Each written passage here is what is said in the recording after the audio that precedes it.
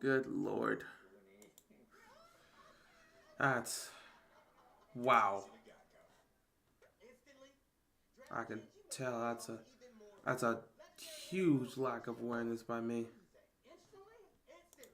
Pre- thanks, Siri. Not even Siri. Thanks, Alexa. But wow, it's kind of a hefty situation for me. Oh my God, I can't believe that. Wow, I just straight up missed that. I gotta get myself set up. Ooh man, that's a mess up by me. That's a whole lack of awareness by me.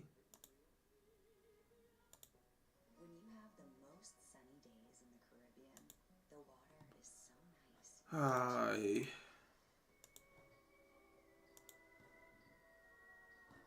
I glubbed up. I visibly glubbed up.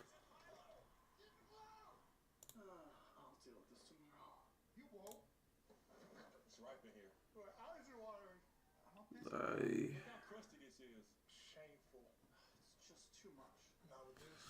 Alright. Give me a second here, guys. Give me a second here, guys. Clearly not here.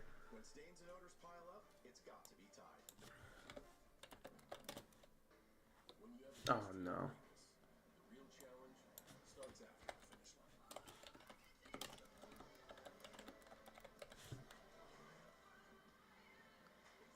I cannot believe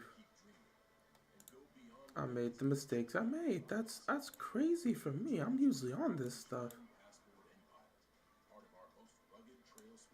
I don't know what I was thinking.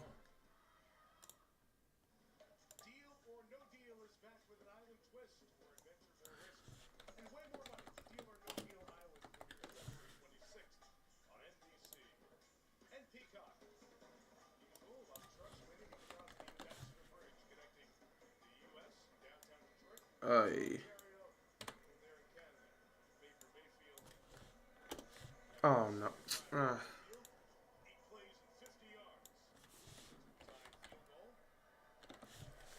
It's a tie game here between the Bucs and the Lions.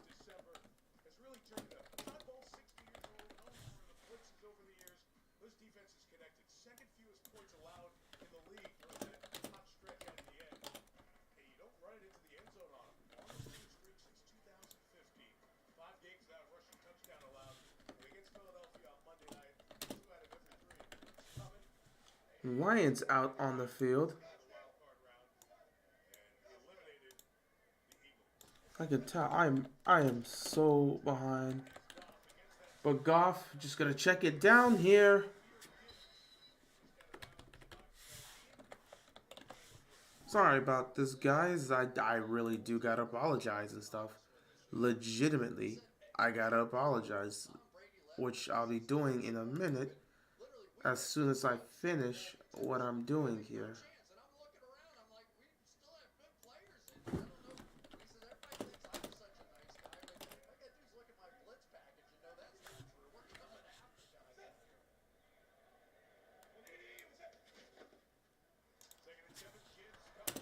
Nice run by Gibbs. He's going to pick up a first down here.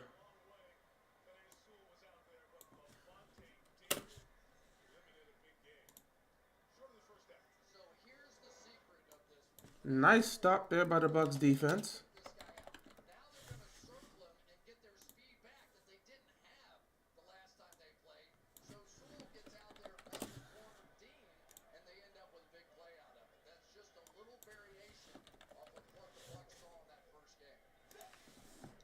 Third and inches. I thought he picked up the first down. No, he did not. They're going to sneak it here. First down.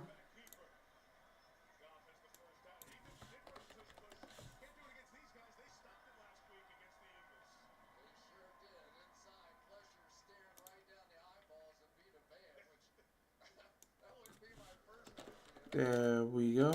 All right. I am ready, and I am ready.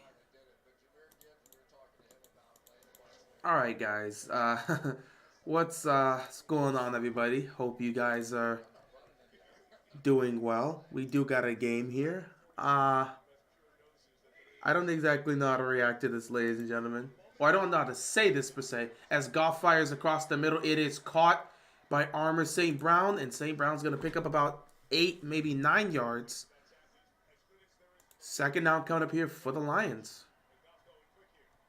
And they're going to go quick here. Going no huddle.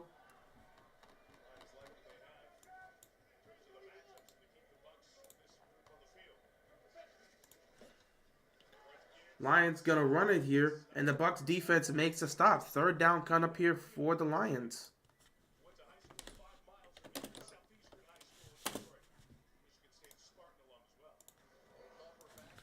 Okay, so we are good. So, guys, how y'all doing today? How y'all doing? How's everybody doing? Everybody doing well? I'm kind of not here. 3rd and 2, pass over the middle. It is caught by Armor St. Brown. First down here for the Lions. Hey man, hope you well. I'm doing well. Kind of got caught lacking. Cannot lie to you. I got caught lacking, guys. I got caught lacking. Absolutely got caught lacking. 1st and 10, they're going to hand the ball off here. And they're going to pick up about 6 yards here. I think Gibbs got this 6-yard pickup here. 2nd down. Coming up here for the Lions.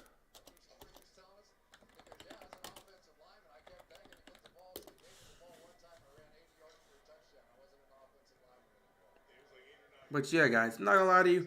I definitely kind of messed up here. 2nd and 4. Goff rolling to his right. Gonna check it down here. Bucs defense all over the play to make the stop. 3rd down coming up here for the Lions. And that's actually going to be the final play of the first quarter. So 3-3 football game here, ladies and gentlemen. After 1, Lions with the football looking to add to their lead. And yeah, Lions move with the ball. So not going to lie to you guys. I legit, I did it again. I legit made a mistake of the timing of the game. I thought the game started at 3:30 for some reason. So I was like not even ready yet. I was just like chilling out. And then all of a sudden I'm on Twitter and I see Baker gets picked. And I'm confused. Like, what do you mean Baker gets picked? Baker isn't supposed to be out there. And then I look and it's like, oh no, the game's already started. So now I got to come down here and race to get myself ready for this stream when I wasn't even close and my computer was turned off. So, yeah, I had underestimated the times. I just got it wrong again. I thought it was 3:30. I think I was thinking of the Chiefs game because the Chiefs-Bills start 6:30. So I was thinking this also started 3:30. So, yeah, that was my bad. I ain't gonna lie. But we're here now, so it's all cool. Now that we won yesterday, can you tell me in your opinion who you think will be a bigger challenge between the Chiefs or Bills? Because that's the one I hope we face. I personally, okay, in terms of who would actually be a bigger challenge, the Chiefs, because their defense. See, here's the thing about the Bills that even Bills fans don't want to mention. They're just hoping it doesn't be a factor. They're just hoping Josh Allen. They hope the defense can hold tall, and Josh Allen will continue to be a monster in the playoffs and stay clean. But this is something the Bills fans don't want to talk about. Their Bills defense is decimated with injuries. They're holding on. They are desperately holding on. Now, give credit to the Bills defense because they've had a next man up unit, and those guys have done just enough to help them win. But that Bills defense is not in a good place right now. They are riddled with injuries. They are absolutely riddled with injuries. Josh Allen's playing well. He had a monster game against the Steelers. He's had some times where he's been great, and he's had some times where he's been bad, and he's had some times where it's been a mixed bag. But that game against the Steelers last week was great by him. And if they're going to be able to win and get to the Super Bowl, you need a performance like that from Josh Allen every single game. And he needs to do it without turning the ball over. Now, we'll see what happens today against Kansas City because we'll be going up against a much better defense due to the Steelers being injured as well, meaning while the Chiefs' defense is healthy as you can be. But yeah, the Bills' defense is not in a great position right now, and Josh Allen, he has to be perfect in order for them to win. Meanwhile, Kansas City, they've got arguably a top 5 defense, maybe even a top 3 defense in the league. That defense gave up 0 30-point games all season. 0 30-point games. So the defense is great, and offensively, you still got Mahomes, you still got Kelsey, and Andy Reid's running the show. The biggest issue for the Chiefs is they just have to catch the football. If their guys catch the football, they're most likely going to win the game. So for actually who I think is going to be a bigger challenge, I look at Kansas City, because their issues isn't really turnovers per se, unless Mahomes is just being reckless with the football, which he's not always being reckless, but he has been reckless at times today. Goff over the middle, it is caught by Laporta. First down, Lions. But yeah, I say the Chiefs are definitely a bigger challenge because of what they do defensively. They've got a top 3 defense, and offensively, as long as the Chiefs can catch the football, they're gonna win. That's how it's been for them. Go look at the numbers. When the Chiefs catch the football, they usually win the game. When they don't catch the football, Goff settles, gets it to Laporta again, and there's going to be maybe a 2-yard gain here. Second down coming up here for the Lions. So yeah, when the Chiefs catch the football, they usually win the game.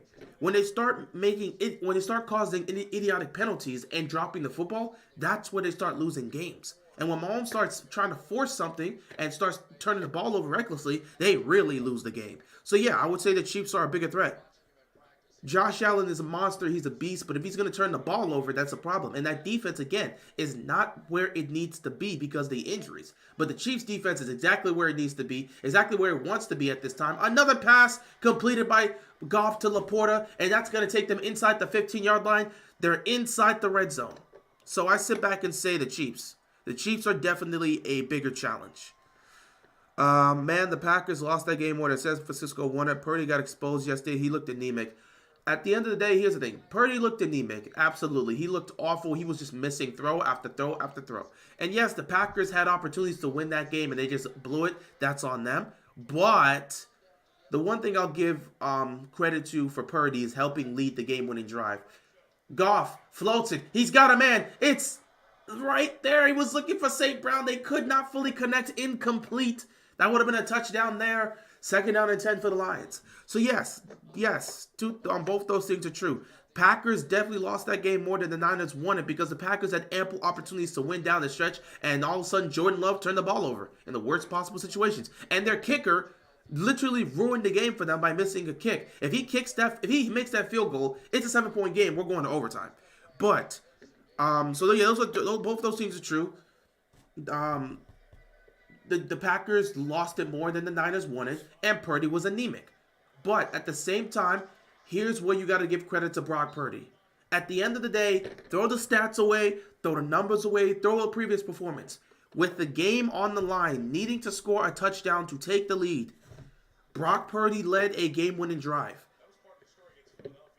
Give him credit for that. And yeah, of course, we know Christian McCaffrey got in the end zone. But Brock Purdy legitimately led a game-winning drive, and I have to give him credit for that. Especially considering the fact that they were 0-30 under Shanahan when they were trailing by 5 points or more. Goff fires, open, caught, touchdown, Lions. Lions are going to take the lead here. He was wide open. 14 plays, 75 yards, 6:46 time of possession. And the Lions are going to take the lead, not regain the lead. They're going to take the lead here in the divisional round. He was left wide open. Who was watching him? Nobody moved. This looks like it was great design.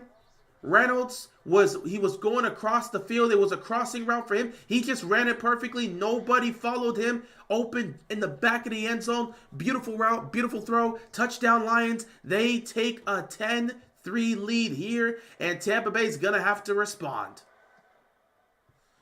That's what you love to see. But yeah, both things are true. Yes, the Packers lost that game more than Niners won. I think most people watch that game would say the Packers definitely should have won that game, because they had ample opportunities, and they blew it. So yeah, I will say the Packers lost it more than the Niners won it. And yes, I will say Purdy was anemic. And in some cases, people are going to say he got exposed. But Here's where you got to give credit to Purdy. Once again, he led a touchdown drive. I don't care about numbers. I don't care about statistics. With the game on the line, can you put together a drive to score a touchdown and help your team take the lead in the playoffs? This Niners team was 0-30 under Shanahan when they were down by 5+ points entering the fourth quarter. 0-30, meaning if you have a 7-point lead against the Niners in the fourth quarter, you most likely win. It took a lot of work for them to get back in that game and find a way to take the lead. So I'm going to give Brock Purdy some credit for being able to help that team get the lead by leading that game-winning drive. I got to give him credit for that. I absolutely do. I absolutely have to, because he played well in that one drive and helped them get the touchdown when they needed to. So credit to Brock Purdy for leading a game-winning drive. Jordan Love was terrible in the fourth quarter. He made some very dangerous throws. He made some very dangerous throws down the stretch, including the one where he looked like Brett Favre when he was throwing across his body. Like I said, man, he fell into the Packers trope, man. Let's just throw across the body with the game on the line. It's not like there won't be a defender to easily pick that off, right? Don't even know why he made that throw. He hasn't been making plays like that since week 7. It was legit all the way back like mid-season when Jordan Love was making plays like that. He had a stretch of like 9-10 games where he was not playing like that. He was clean. He was balling out. And then for some reason, he decided to throw across his body for absolutely no reason. It's like the Packer blood in him just told him he has to make this play. Brett Favre would be proud of him for making that type of throw. But, you know, he was playing well through the first 3 quarters, and that fourth quarter was a collapse. But yeah, shout out to the Niners for pulling it off. At the end of the day, it doesn't matter how. It doesn't matter how you get the job done. What matters is you got the job done. Now, next week, they're going to have to play better. Next week, they're absolutely going to have to play better. So in terms of the Super Bowl logo conspiracy, does that color on the bottom win, or does the color that's at least feature win? I guess the Super Bowl logo conspiracy is that the 2 teams that have those colors are going to the Super Bowl, and then the team that's on the bottom has won the Super Bowl over the last 4 times. This situation apparently started off with the Rams Bengals Super Bowl, where the Bengals had the orange on top and the Rams had the blue on the bottom, and the winner of that ended up winning the Super Bowl, and it's happened the last few times. So the last 3 times, the winner at the bottom has won. So apparently that's supposed to be the mark that means the Ravens, if they get to the Super Bowl, which they are the purple team, if they get to the Super Bowl, they're going to win. That's apparently what it's supposed to be. How am I supposed to trust the Bills to win when the Steelers almost made a comeback on their defense? Their defense is riddled with injuries. So, I mean, there's not much to really say there. Their defense is riddled with injuries. You said if we advance to the Super Bowl, we win. I believe this year the team that comes out of the AFC is going to win the Super Bowl, because I'm looking at these NFC teams. The way the Niners played yesterday, the way the Lions have played at times, the Buccaneers, if they advance, there's nothing I look at the NFC that tells me that they will win against the AFC opponent. So if Baltimore gets to the Super Bowl, I wholeheartedly believe they're going to win. Not to mention Lamar Jackson, what is he, 19-1 or 21 against NFC teams? Be it the Niners, be it the Bucs, be it the Lions. Whoever gets to the Super Bowl, well, we haven't faced off against the Bucs, but I feel that if the Bucs somehow get to the Super Bowl, I feel we can beat them. If it's the Niners, we had already beaten them in the regular season. I absolutely believe we can beat them again. If it's the Lions, we've already beaten them in the regular season. I absolutely believe we can beat them again. Will it be easy the second time around? No. But do I believe we could win? Yes. But that's only if we get to the Super Bowl. We have a job to do. We handled business yesterday. Yesterday was a day of celebration. Got to the AFC Championship game. Now we await to see who our opponent's going to be. Is it going to be not Tampa Bay. Wow. If it's going to be Buffalo or Kansas City. Speaking of Tampa Bay, they were running the ball on that play as I was speaking, and they picked up a yard here. 3rd down coming up for the Buccaneers. But yeah, it is what it is. You're the same guy that says you can't use injuries as an excuse. I'm not using that as an excuse.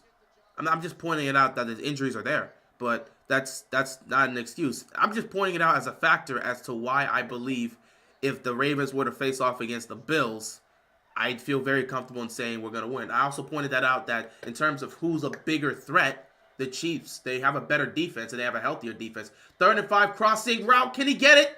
Did he get the first down? He's short. They're going to have to punt this football. But yeah, no, I'm not using the injuries that the Bills have as a specific excuse. I'm just pointing out that they do have injuries that have hurt them. despite that, they've had a next man up mentality. I made sure to specify that too.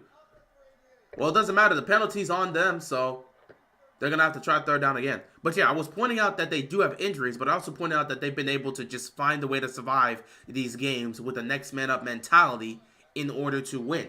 Yet, despite that, I still don't fully believe it's going to be able to take them to the promised land unless Josh Allen plays like a monster and doesn't make a single mistake the entire postseason. Maybe he doesn't. Maybe he goes on to not turn the ball over once. But he almost had a turnover against the Steelers. Let's not forget that. He'll give you something. He'll give you a look. And against the Ravens defense, I trust them to try to make some type of play there. Third down and 15 here. Baker can't force the ball here on 3rd and 15. Deep drop back. Baker Mayfield gonna check it down here. Can he get there? Oh, he makes a move. He makes another move. He's making moves. He's gonna stretch and extend. I think he's gonna be a yard short. Oh my God. Edmonds came so close to trying to pull off that first down. This is the weirdest playoff matchup in the last 5 years, potentially. Again, they had an injured defense and blew out the Cowboys and Jets and beat Tua when it mattered the most of Week 18. We just don't know. Like I said, their defense is riddled with injuries, but guys have stepped up. Like I said, I'm giving them credit. They do have injuries, but they have stepped up and gotten the job done when they needed to. And in games like the Chargers, they were able to survive. So with that, you hope they can continue to survive. But me personally, I don't believe the Bills can survive against a team like the Chiefs or a team like the Ravens if their defense is playing the way they've played in some of these games. The only way they can survive is if Josh Allen plays perfect football, meaning he balls out the way he did against the Steelers and he doesn't turn the ball over once. If you can get a performance like that, by all means, they've got a shot to go to the Super Bowl. But I don't believe you're going to have a mistake-free Allen throughout the playoffs, and that defense is just going to continue to play the way they played against teams like the Cowboys. Also, beating Tua when it mattered, credit to them, but it's really the situation where the Dolphins beat themselves more than the Bills beat them. Because if the Bills handled Tua the way they needed to, it wouldn't have been a close game. Hell, nothing was happening for the Bills until they got that that punt return for a touchdown, which ended up tying the game. And then at the end of the day, despite everything that happened, Tua had one more chance to go be the hero because the defense made a stop. The Dolphins' defense is also riddled with injuries, made a stop on Josh Allen and forced them to have to punt the football to give the football back to the Dolphins. Dolphins had one more chance to try to go win the division, and Tua threw a pick. So, yeah, that Dolphins game isn't the best one to pick. And then the Jets down the stretch were just awful. I fully don't trust this Bills team, but hey, man, I think they're going to have a shot against Kansas City today. Easily going to be their biggest test of the season, unless they advance and come to Baltimore, where that will truly be the biggest test of the season for them. But yeah, I don't fully believe the Bills can be able to play mistake-free football, and the defense is going to hold up the way against tougher competition, the way they've held up in some of these games. Crazy how Tua's been the starter for years, and we still don't know if he's good or not. Tua's a good quarterback. We don't need to continue to talk about this and act like he's a bad quarterback. Tua is a good quarterback. Tua is a good quarterback. I don't know why we continue to just pretend he's not. Tua's a good quarterback. But he's not a game changer, and he's not seen as an elite quarterback. That's the difference. And a lot of people believe Tua, even though he's a good quarterback, in order for the Dolphins to win, they need an elite quarterback. That's what people believe. Now, injuries were all over the place for the Dolphins. And maybe if they stay healthy, they would potentially be in this situation where they're in the AFC title game. I don't know. Who knows? Maybe they win their division, and maybe they're hosting hosting Kansas City right now. Who knows? But the Dolphins were injured to hell. And you look at Tua, he can't carry. Tua's not a guy that can carry a team. Tua is a good quarterback. He's a damn good quarterback. But he's not going to be able to carry a team. He's not that type of guy. It's crazy that we got a battle of two former first-round picks that were, abandoned and tossed aside by their old teams. Jared Goff, the first pick in the 2016 draft. Baker Mayfield, the first pick in the 2018 draft. Both of them got tossed aside. The only difference is Goff, can we talk about it? Jared Goff has proven he's who knows? Look at Goff taking off.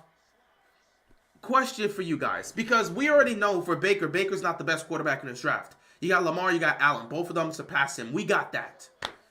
And, now that Lamar's advanced to his first AFC title game, both of them got a title game appearance and as well as a plethora of awards. So we know Baker's not in this conversation. I got to ask, 2016 draft, do you think, especially if Goff gets to the NFC title game, or hell, if he gets to the Super Bowl, is Jared Goff the best quarterback to come out of the 2016 draft? In a draft that had him, Carson Wentz, and Dak Prescott. Would you say that? Or would you sit back and say, no, Dak is still the better quarterback? Laporta makes the catch. First down here, Detroit. I would really like to know, because both of these guys are former first round, former number 1 overall picks in their draft. And then, they get abandoned by their team. Dak is the best from 2016. That is fair, because Dak has played well. But Goff has gone farther in the postseason.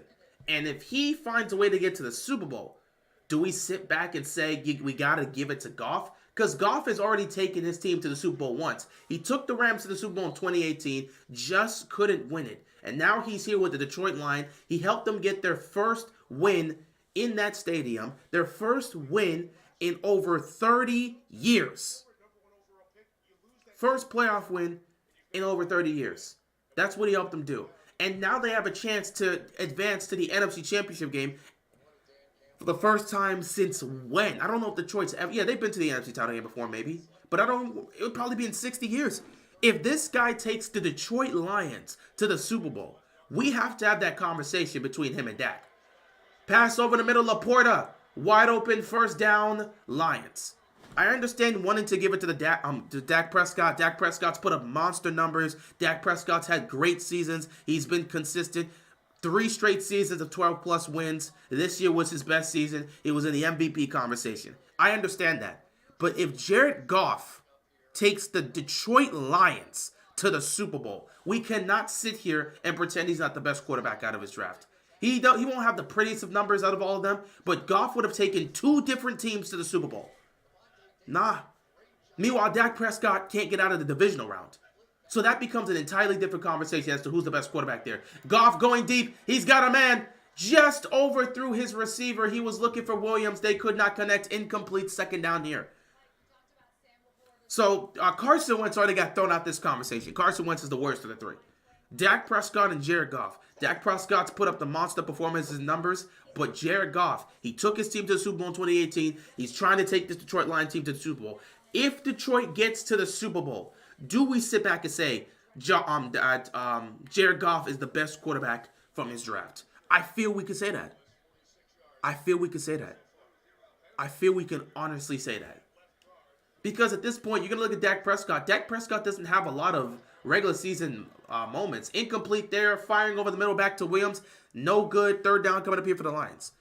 Because again, you look at Dak Prescott. Dak Prescott's made some Pro Bowl teams. He was second team All-Pro this year. That's great. But Dak Prescott doesn't have any individual awards. He hasn't won MVP. He hasn't been anything like that. So you don't have a lot of individual awards. He's put up a lot of great numbers, and the Cowboys have had a lot of great regular seasons. But the farthest he's gone is the divisional round. And he's won 2 playoff games in 9 years. Meanwhile, Goff has already gone to a Super Bowl, and he may take the Lions to another Super Bowl. Third down and 10, he was going to Armour St. Brown. The connection was there, just couldn't make the catch. Incomplete pass. Fourth down here, they're going to have to punt the football. But yeah, I'm really interested in this, because we all say Dak Prescott's the best quarterback of that draft. But if Jared Goff takes 2 different teams to the Super Bowl, can we really sit back and say that Dak is better than Goff? Because take a look at Detroit. Detroit's not this overly broken team. He's not this overly broken team. Detroit is not this overpowered team that's filled with stars. Like the Rams. The Rams was filled with stars everywhere. They were filled because they fully bought in. They were filled with stars. But this Lions team, you got a lot of young pieces and a lot of potential rising stars, but they are not a star-riddled team. If they go to the Super Bowl, Goff's the best quarterback in that draft. Is St. Brown a top 5 receiver? No. Detroit has weapons. Absolutely, they have weapons. They absolutely have weapons. I ain't seen a single person doubt the Ravens. Oh, people were doubting the Ravens all week. They spent more time talking about the Jets potentially upsetting, not the Jets, wow. They're talking about the Texans potentially upsetting us as opposed to us potentially winning. So I saw a lot of people saying that. If the um if the Lions go to the Super Bowl, Goff is the new 2016 king, but they got to beat the Niners in their house first, and then they have to go to their first ever Super Bowl appearance. One of four teams that's never made it. True. I'm talking about on Twitter. Yeah, there was plenty of people doubting the Ravens on Twitter. I don't know if you haven't seen it. There were plenty of people. Do you know how many people were sitting back talking about, man, the Ravens, you know their previous playoff record. You know Lamar Jackson's going to choke in the playoffs. He's not going to show up on Saturday. Oh, man, the Texans could probably get the win. Now, don't forget, the Texans beat the number one defense in the Browns. These were comments that were being said all over Twitter throughout the week. I didn't say anything about it. I just sat back and let them say what they had to say. The Lions are the last team in the NFC who have not been to the Super Bowl. Well, they have a great chance to do so this season. But it all comes down to beating Tampa Bay.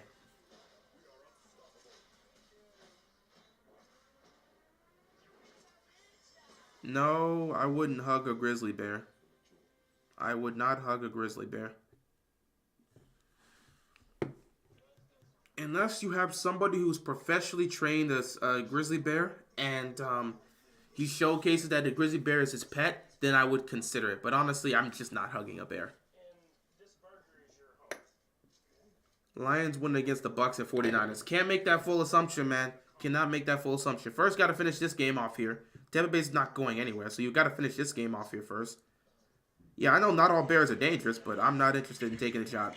Like I said, I've already pointed out, you could probably give me a bear that's been well trained and disciplined and is somebody's pet. Like the owner of the bear could be right there and showcase it. Yeah, bears are not dangerous as long as you don't like try to fully engage them in a dangerous manner. Or if you see them, you don't show any sort of nerves because the minute you start taking off against the bear, they're gonna chase you. But with the bear, if you ever see a bear, the best thing you want to do is just stay still, show no signs of fear, and no signs of resistance. Because if you show a level of fear, the bears are going to sense it. And if you take off, that bear is coming after you.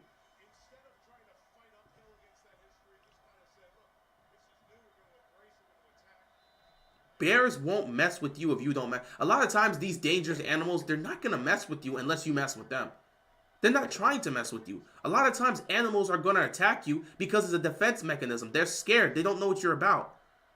So if you don't mess with them, they're not going to mess with you. Baker Mayfield play fake here. Pump fakes, fires, caught. Evans. First down, Buccaneers. Would you rather eat unseasoned meat for the rest of your life or never see Lamar Jackson win a Super Bowl? That's a dumb question. I could just eat chicken. I don't need to eat meat.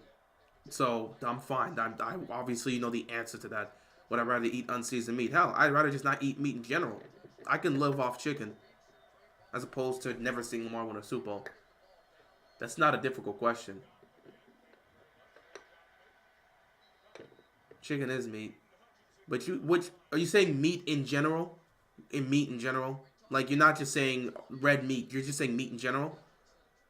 Alright, screw it. I'd rather just not eat meat in general. I can live off of other things. I don't need to have meat in my entire life. I can live off of other things. I would prefer Lamar Jackson to win a Super Bowl. I thought you were just saying specifically. I didn't know you meant all meat. I didn't know you meant all types of meat. I thought you were just talking about red meat, like steak and stuff like that. But if you're talking about all meat in general, yeah, I would still just rather just not eat meat. Then again, you never said I'd rather not eat meat. You said unseasoned meat. I'd just rather not eat meat in general because unseasoned meat is just you rather just not eat meat in general because unseasoned meat ain't gonna do anything. So yeah, I'd rather just like not eat meat in general. I can live off of fish and fruit and vegetables and other things. I don't think that's something that I would necessarily. It'd be an adjustment, obviously, but it wouldn't be something I would be like, oh God, I can't live without meat. Nah, I'd be fine. Third down here for the Buccaneers.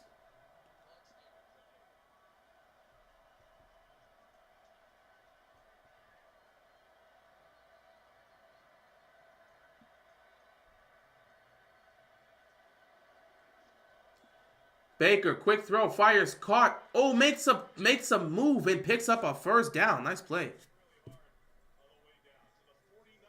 Are you gonna retire your Ravens hat after the season like before? No, I have no reason to retire my Ravens hat.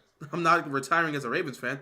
The only reason the red cap was retired is because I needed to make an upgrade. I needed some Ravens material. So, yeah, that red cap's not getting retired. Would I rather die or never see Lamar Jackson win a Super Bowl? What type of question is that? Y'all be asking the weirdest questions here, man. What type of question is that? Would I rather die or never see Lamar win a Super Bowl? What type of question is that? What is wrong with some of y'all? That is a terrible question. Nice first down picked up here by the Bucs. Otten with the catch and the first down pickup here. Like, bro, what type of question is that? Would I rather die or never see a player win a Super Bowl? What type of question is that? Would I rather be up close with two things that can kill me? I'd rather not be around things that can kill me. So no, I don't want to be near Black Mamba, and I don't want to be near a brown recluse spider. Both those things can kill me, so I'm good. What is with y'all wanting me to be tortured? That is a sick mentality, guys. What is with y'all and wanting to have me be tortured? This is some weird behavior. And then here comes this guy back with the fart and poop jokes and talking about all these random stuff. Y'all are some weird people. Y'all are some weird people. I ain't gonna lie. Y'all are some weird individuals. Y'all be asking some disgusting questions. I'm questioning, what do you guys do in your life? What are y'all doing outside of football to come up with these type of questions? Y'all are some weird individuals. I'm not gonna lie to you. The fact that you have time to sit here and come up with this question, y'all have something weird going on in your lives. I need y'all to get some other hobbies, man. Because I'm scared of what you guys doing in society when there's no sports on. Nice run here. Picks up about 4 yards here. Third down coming up for the Tampa Bay Buccaneers. What's a hobby? Well, look up, find out the definition of a hobby and then go get one. Because some of y'all, I pray for some of y'all, man. I worry for some of y'all. I know a lot of y'all in the chat gotta be young. Please don't act like this as an adult. And for some of y'all that are grown, y'all need to do better, man. Y'all need to do better. For the ones that acting weird and y'all grown, please do better. For the ones that are acting young and acting like this, please, please, please, please don't grow up to be a grown adult like this. Do not. You cannot operate in society acting like this. 3rd and 5, he was looking for Godwin, incomplete. Please, please. Yeah, these questions be like, would you rather suffer pain? Would you rather suffer physical pain or emotional pain? Like, yeah, would you rather lose an arm or never see your Ravens win a Super Bowl? Why would I want to see neither? It's some very weird questions. This is a high throw by Baker. Baker, you got a bit too high right there. It's there, but it's a bit too high if you're going to try to hit Godwin there. How can you not tell we trolling? Bro, y'all be saying it's not about trolling or not. Because at the end, is he going to doink this? He's going to doink this. He missed the kick. That makes it worse. I hope you guys realize saying weird, crazy, nasty, and horrible things and then labeling it as trolling does not validate what you say. Okay? Y'all have overused the hell out of trolling so much that it means nothing now. It does not validate it, okay? I could go back and wish the very worst on a human being and then say, oh, I'm just trolling. That doesn't take away what you said. You guys think the word trolling is a get out of jail free card? You think all these people that are pulling off these pranks that are going to prison, you think they told the officer, oh, we're just trolling, it's just a prank, bro, and you didn't think he went to jail? Saying these things and then saying you're trolling does not validate what you said. You still said what you said. If you say something horrible to somebody and they end up taking it bad and then something happens to them and then you're like, well, I'm just trolling, your words still directly cause them to do something harmful to themselves. It doesn't take away what you said even if you were trolling. It's not a get out of jail free card. You guys understand that, right? Missed field goal keeps to the 7-point game. 10-3 advantage here. Lions going to get the football back. I'm not even going to say some of the awful things you could say. If you say horrible things to an individual and then say, I'm just trolling, that doesn't take back what you said. That doesn't erase what you said. Oh, he's just trolling. It doesn't matter if they said all those terrible things. That is not a get out of jail free card. If you say or do awful things and then you say I'm trolling, it does not take away from the things you said or did. My high school friends used to make jokes like that all the time. Yeah, I mean, again, in the middle of high school, you can make those type of jokes, but at some point, once you start getting into society, those jokes do get stale. So for the ones that are young, I guess keep doing it since you're in high school. I guess I know I got some young people in the chat. Keep doing it, but once you do get to society, those type of jokes don't really work out like that. You gotta like switch up what type of jokes you're gonna make. The Bucs are a troll. Well, they just doinked it. I'm 31 and I've been a troll the last 10 years. That's not a good thing. That's not something to be proud of, bro. That's not a positive thing to really emphasize that you've been trolling for the last 10 years. That is not a positive thing. And I'm pretty sure you're trolling by saying you're 31 too. But it's not a positive thing to be actively admitting that you've been trolling for the last 10 years. I don't think you guys understand. Trolling's not seen as a positive thing. What's going on, Luis? The score right now is Lions 10, Buccaneers 3. The Bucs just doinked a field goal. Like I said, whether you're kidding or not, it's not a good thing to just proudly admit that you've been a troll the last 10 years. That's not a positive thing, dude. That is not a positive thing. Whether you're trolling about what you're saying or not, that's not a positive thing to admit you've been trolling for the last 10 years. That's not a positive thing. That's not a positive thing to be admitting you've been trolling for the last 10 years. You spent 10 years of your life trolling. Please tell me you guys have other things going on in your life other than this. Please. I'm begging you to tell me you have other things in your life going on other than this. First down and 10 here for the Lions. Nice run there. Anything. Relationships. I don't know. Get into other hobbies. Get into music. Get into comedy. Go hang out with friends. Go to events. Go to parties. Go bowling or something. Do something other than be a troll. Okay? Do something. We did it all the time, and we still do it when we meet each other. But we talk about football, NBA, and that's cool to do it. Again, y'all free to do whatever y'all want. I'm not saying that y'all can't make jokes, but I'm saying weird, crazy, and nasty stuff as a grown man and then just labeling it as trolling, it's not a good thing. It's not a good thing. And hell, I'm not going to say you can't make those type of weird jokes. I occasionally do it with my friends. Now, we don't really do it as much as how we did it in high school. Nowadays, a lot of people kind of just busy and stuff. But yeah, in high school, we absolutely made some crazy jokes. We made some wacky jokes. We came up with some crazy scenarios.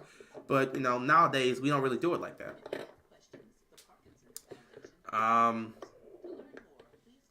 Yeah, sure. We got you. Yep, YouTube's the only thing that keeps you alive. I'm sure that's the case. Again, you're probably just trolling again, which again further adds to my claim of that's not a good thing. And if you're not trolling, which again you'll probably sit back and say I'm dead serious. If you're not trolling, then again that's not a good thing. That's not a good thing. Please go engage with other people. There's plenty of things you can do in the world other than sitting around being a troll for 10 years. Please go engage with other people. Please go engage with other people. Go out and meet people. There are events happening. Go to a movie. Go to an event. Hell, you care about sports. Go to a sporting event and just talk with people. Just go talk with people. Nah, we fat Discord mods in our mom's basement.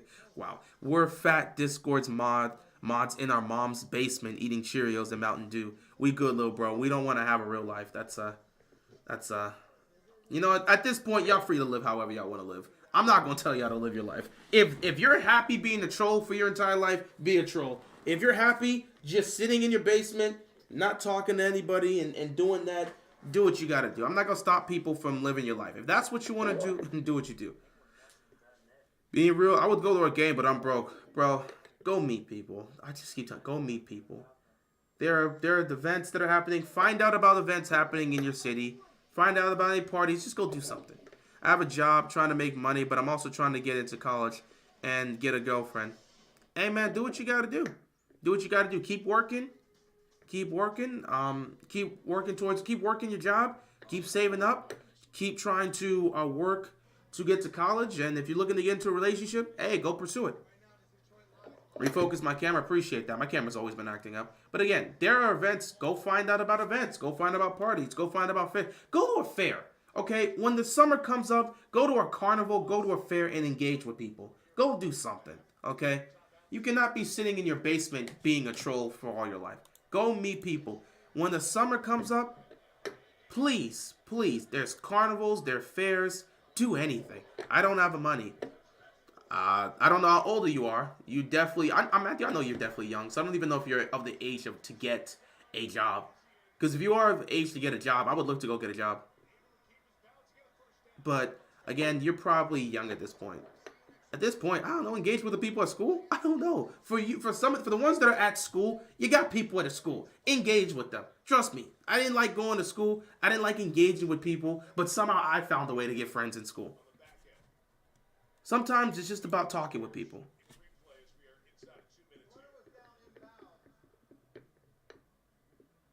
Have I ever had a... Are you trying to say, have I ever had a diary in school? No.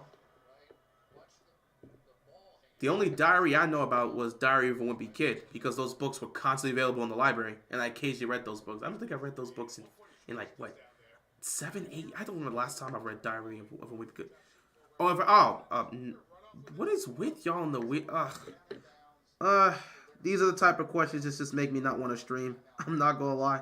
I don't need to be sitting here at 4 in the afternoon answering weird questions like that. I really don't need to be sitting here at 4 in the afternoon on a Sunday answering weird questions like this. These are the type of questions that just make you don't want to stream.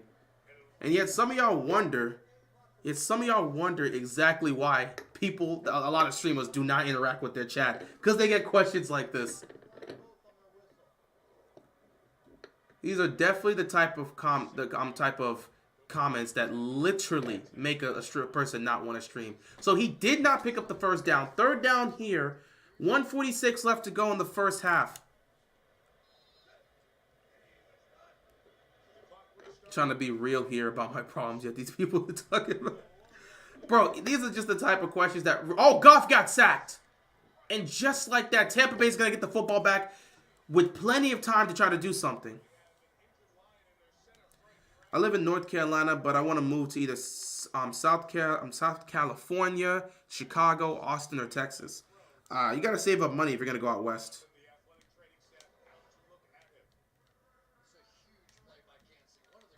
You should absolutely make sure you're saving up money when you're going out west.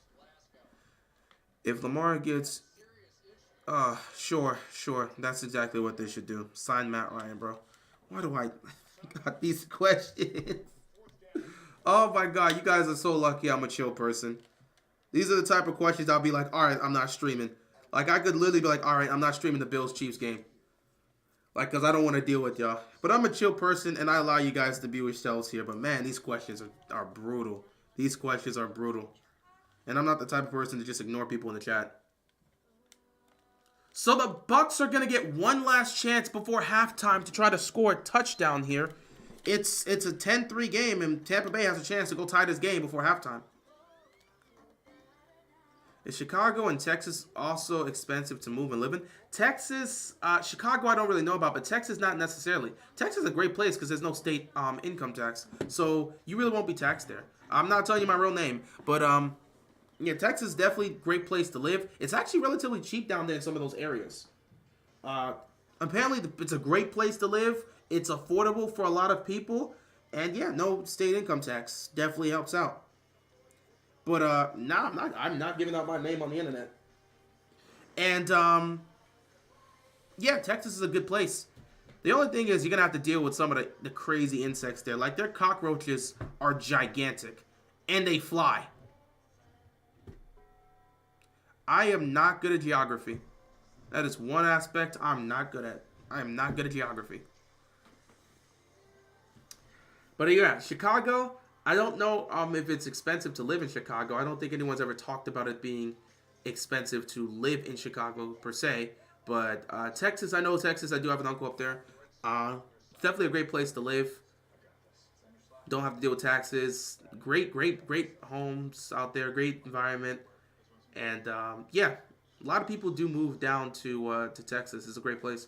If you're going to Northern California, you got to have money. going out to California, first of all, going out west is obviously going to be a problem, but going to California specifically, you gotta have money. Gotta have money. Baker struggling. This should have been an easy game so the Niners can have an easy win. Nicholas back out here just trying to jinx. I don't know if you're trying to jinx the Bucs or trying to jinx the Lions here. But you're just out here jinxing teams. Nicholas, can you do me a favor and jinx the Bills? Tell them the Bills the Bills matchup versus the Chiefs should be an easy game for them. I need you to jinx the Bills. I need you to jinx the Bills and say that they should easily blow out the Chiefs, just so that doesn't happen. 4th down here. They're going to have to punt the football. 1:35 left to go. I think they had an injury situation, so the clock did get stopped. Tampa Bay has all 3 timeouts, so they got plenty of time to try to go tie this game before halftime. They could easily blow out the Chiefs. Well, no, I need Nicholas to say that. I need him specifically to say that. Because whenever he said that, we've had good playoff games. Fair catch is there inside the 10, so they're going to have to go a long way. I'm amazing at geography. That's my passion. That's great. That's great. Do you have an interest in geology? Because, I mean, that's something you could try to pursue, you know, as a hobby or maybe try to make that your career. Bills not winning, not even going to be close. Doubt that. If Lamar wins a ring, will he be undisputably better than Josh Allen? What conversation would you have between Lamar and Allen? Lamar would be a 2-time MVP, 2-time first-team All-Pro. He'll take his team to the Super Bowl, and he'll win a ring. Like, what conversation would we need to have? Lamar would prove he's the best in the draft. You can bring up all the numbers you want. If Josh Allen doesn't get to the Super Bowl, what would you say? Like, I'm serious. I'm serious. What conversation could we sit back and have if Lamar's sitting here with the ring and Josh Allen fails to get out the AFC, fails to get a Super Bowl? What would be said? Allen be better. He doesn't need to go to the Super Bowl. You know, that's the mindset the media has. That's the mindset the media has. Don't need a jinx. Don't need the jinx to build the Chiefs. No, it's going to be an easy trip to get a ring. Plus, they got Taylor Swift. Great. Now that feels like it's a jinx on the Chiefs. So if the Chiefs lose, I'm blaming you, Nicholas. No. No, I've never done that before. Almost. Ooh. Oh, it's caught. No, I've never done that before. And I've been very adamant about that. That's the worst possible thing you can do when it comes to relationship. Cheating on your specific other, cheating on your spouse, cheating on your girlfriend, boyfriend, whatever it is. Cheating on your significant other is terrible. Baker, he's going to take off. He picks up the 1st down and more. Gets inside, gets up to the 40. Good play here. 35 seconds left. They're going to call a timeout. They can get to field goal range. But no, I've never done that before, and I never plan to do so, and I'll never do so. But that's just terrible. That's just terrible. That's one of the worst things you can do to your significant other. I've always said if the situation's not working out, the relationship's not working out, if you guys are at each other's necks, just end the relationship. Communication is key in a relationship. And if things aren't working out between each other, between the two, I would prefer you guys just end the relationship and go about your day than to stay in a relationship you don't care about that's toxic and you guys are just cheating on each other. That's just terrible. Well, yeah, that would obviously be the worst, Nikolai, but at that point, you're just a murderer. But why would you even look to do that? Still crazy that we're really in the AFC Championship game. Not crazy. Not really crazy. I expect, when I saw how this defense played and how the team was playing and how locked in Lamar and the team were, I expected them to, at the very least, be in the AFC title game. And we're not stopping there. I expect them to be in the Super Bowl. I guess it'll then be the Manning simulator you talked about with Lamar versus Mahomes. I've been waiting to get that for so long. And I want to see if we're going to have that this year. If the Chiefs lose today, the new narrative Mahomes will have is that he can't win on the road in the playoffs. I guess people will have to push that narrative. 1st down and 10. Baker fires, wide open, caught. Evans breaks the tackle, gets inside the 40. Here's what I found. The taco is a dish that Alexa, silence. What are you talking about? What's going on, George? Appreciate you stopping by.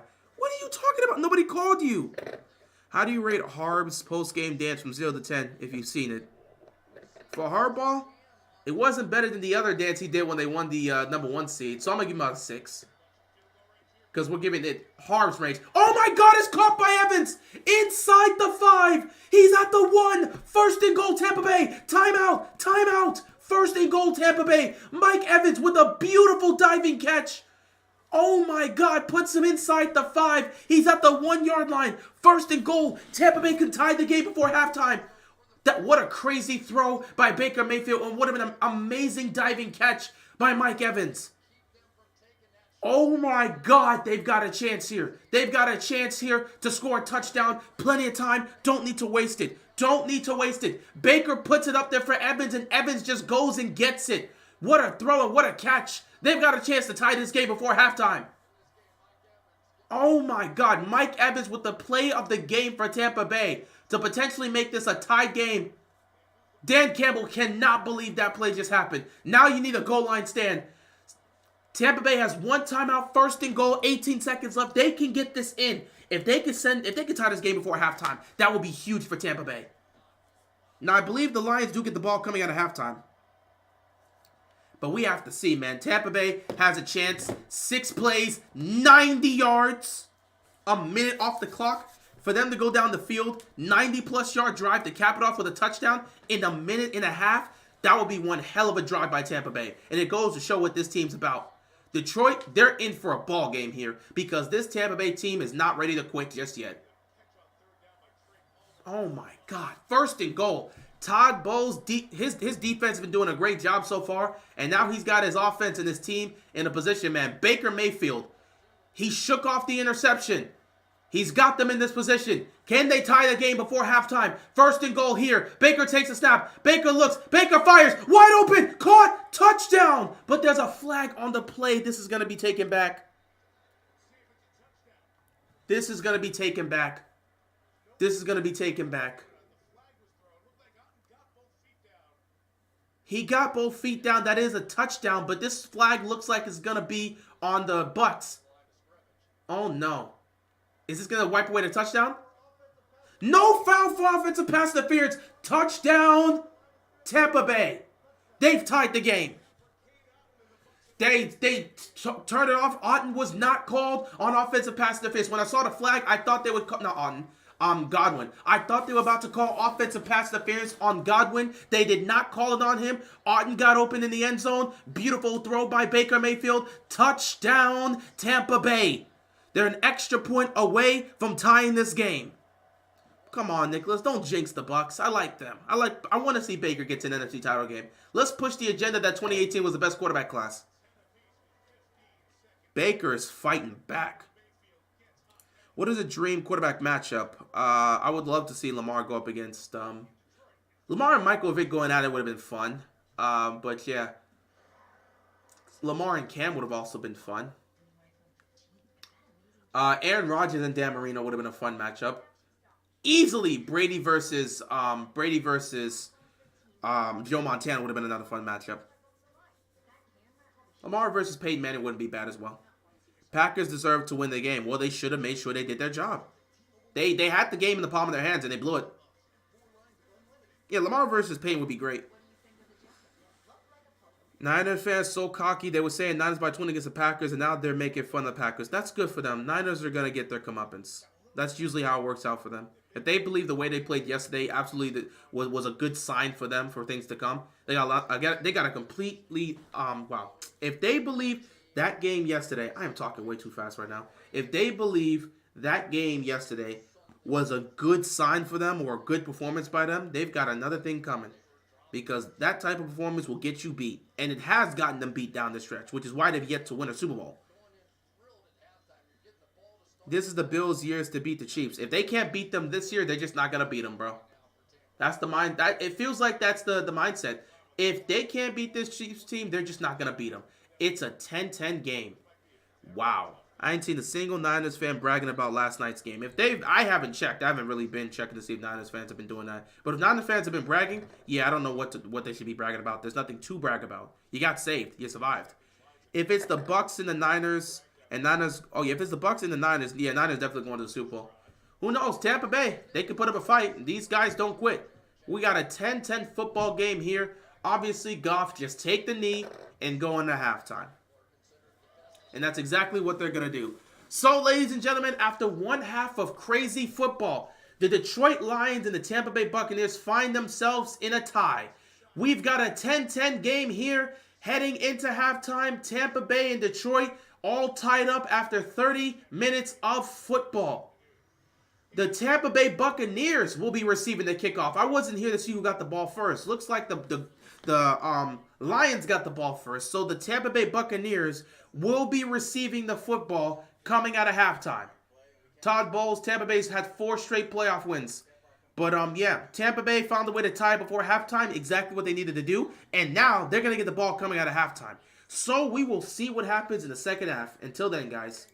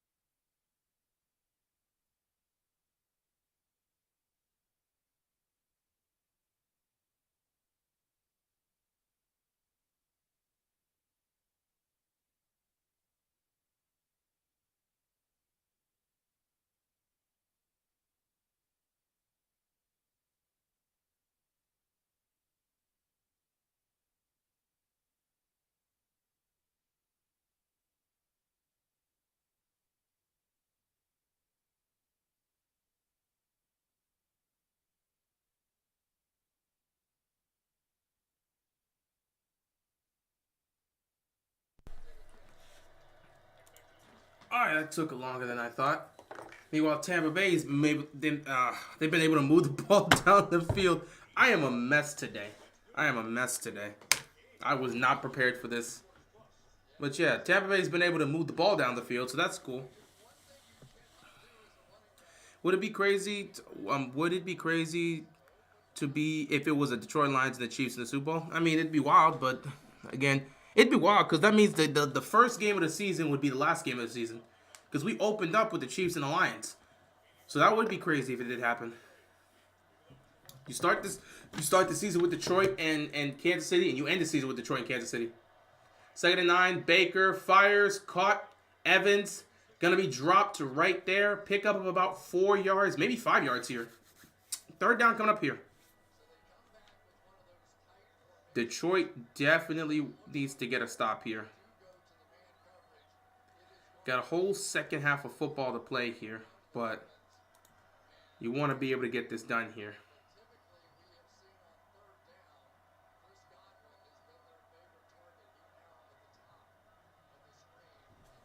Third down and 4. Empty backfield here for Baker Mayfield. Baker's going to take this snap here. He's going to look towards his left. He's going to pump fake, and he gets sacked.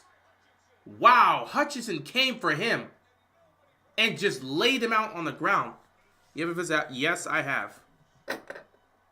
4th down. Wow. I believe that knocks them out of field goal range. Hutchinson with an amazing move to get to Baker Mayfield. Oh, no, it was a free release. Nobody blocked. You have the best defensive player on the team for the Lions, and nobody blocks this dude. Leon. But nobody blocks this dude? Really? Mr. Leon. 4th. They just got knocked out of field goal range. Nobody blocked Hutchinson. Yes, I did. It was a fun experience.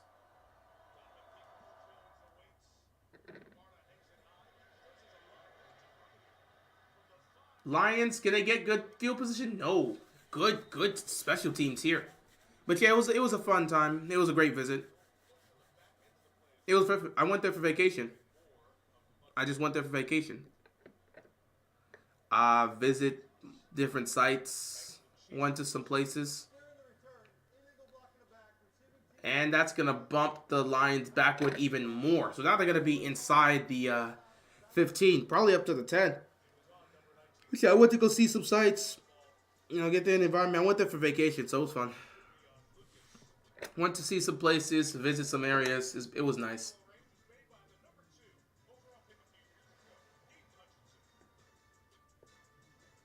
But why doesn't nobody block Hutchinson on that one? You got the best defensive player for the Lions on a free release.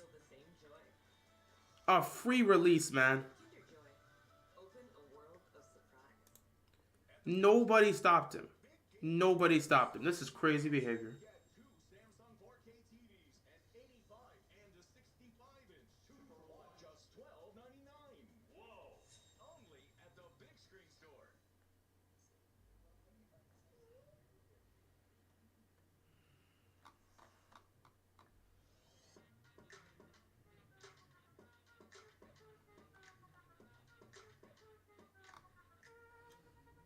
Alright, so I'll do that. Yeah, I'll write about that. Okay, I got something here.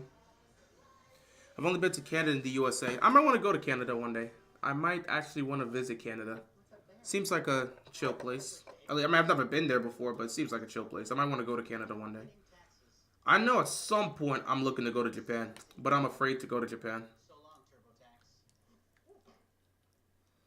It's on the list, but I actually am afraid to go to Japan.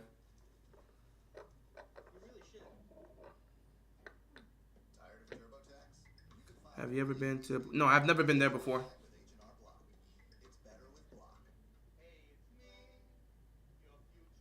Let's see what the Lions can do on this drive. Defense holds up, knocks the Bucs out of field goal range. And now the Lions have a chance to see if they can go down the field, put some points up, and take this lead. It's the most remote piece of land on Earth. That's cool. That's cool. But I've never been there before, so it's probably an island too.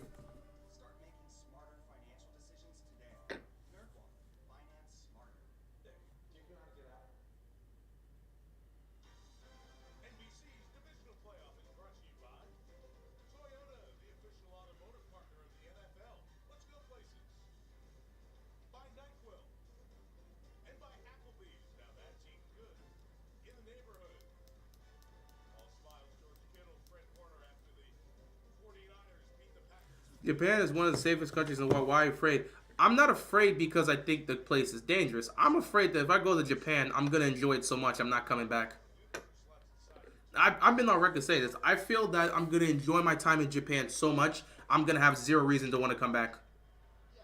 So if I go to Japan, I might just end up living there. And I don't know if that's the move. Like that's just what I've been thinking. I've been thinking so much that if I go to Japan, I'm gonna end up living there. Never said Japan's like anime. Why not move there? I don't know. I don't know. Well, I mean, yeah, obviously it's better than Maryland. It absolutely is better than Maryland.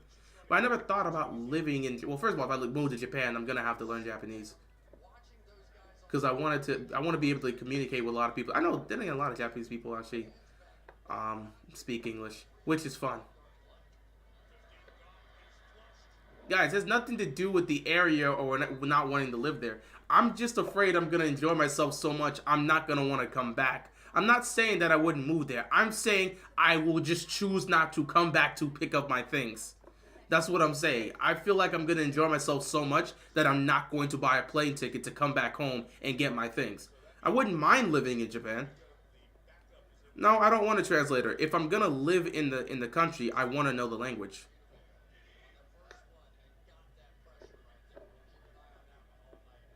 That's a crazy thing to say, Charles.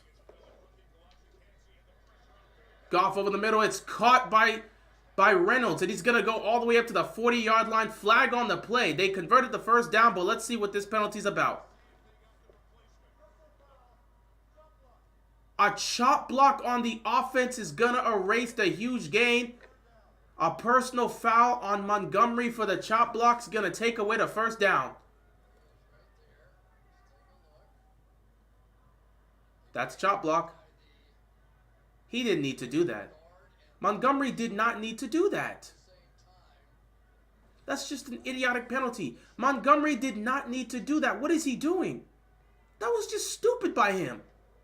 So now 3rd and 17. You're probably not picking this up. Get ready to punt the football. Unless the Tampa Bay defense makes a mistake, you're probably not getting this. Can Goff even get time to try to throw the ball down the field? Well, let's see. Nope, just gonna have to punt the football here. Waste. Just be careful you don't get robbed. I can't imagine how rough it would be describing what the person. That's a crazy. I never thought about this scenario, but that's a crazy scenario to think about. I don't think about getting robbed when I go to different countries, dude.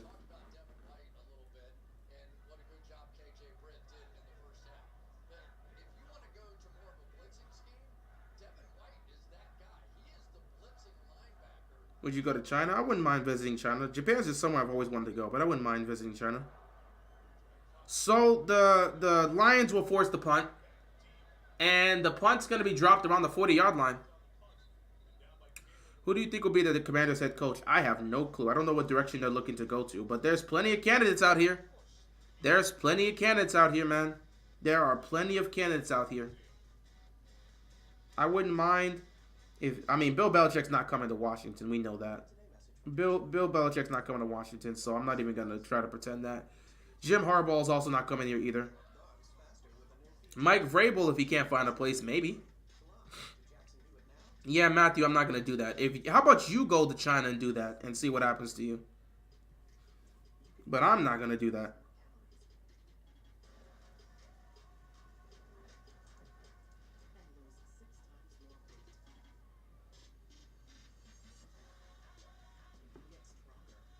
You should have a sumo. I'm not. Y'all are saying some wild things here, man. You lucky the guy is not here to see that.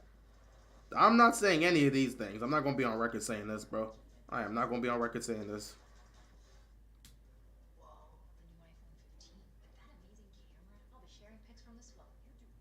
Just saying some wild things here. Join T-Mobile and get 4 new iPhone 15s on us and 4 lines of unlimited for $25 a month. SoFi is helping me get my money right to achieve my ambitions. Want to see? Being real, I've heard a story of a guy in China, within China, the people tried to clean him because that's a crazy story. I don't know if that's true or not, but that's a crazy story. SoFi can help you fund. What's going on, Nathan? Appreciate you stopping by. We just chilling out here watching the division round matchup here between the Lions and the Bucs. In all honesty, we're just waiting for the Bills and Chiefs. We're just waiting for the Bills and Chiefs because that's the matchup we all want to see.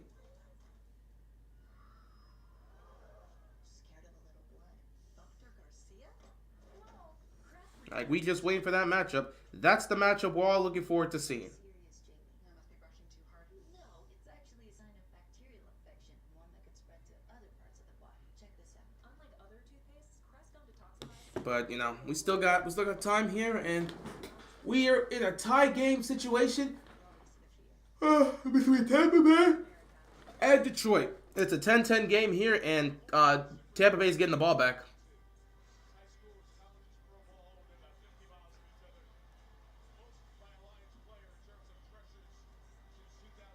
Honestly, that's a great question, and I'm not even sure if there'll be anything that can end that. I don't know. Like, legitimately, what's going on, Jonathan? Appreciate you stopping by. That's a great question. I wish I had the answer for that, but I don't know if there's anything that can end that. I don't know if we'll ever get to a point where that will be the case. Because, I mean, we're in 2023, and most people don't accept that. But there's always going to be individuals around that are like that, and they're going to pass that same type of mentality to their children. Thankfully, we see more and more children not buying into that crap and not falling in line with what their parents are doing. But yeah, I just don't see it, happening. Nothing much here, Jonathan. Good stop by the Lions. We just watching the Tampa Bay Buccaneers take on the Detroit Lions. It's a 10-10 game right now. We're in the third quarter. Neither team has scored in the second half just yet. 9 minutes left to go, by the way. But both sides trying to get something going. Would I go to Brazil? Yeah, I wouldn't mind going to Brazil. There's a lot of countries you can go to. Yeah, we got Tampa Bay and Detroit playing.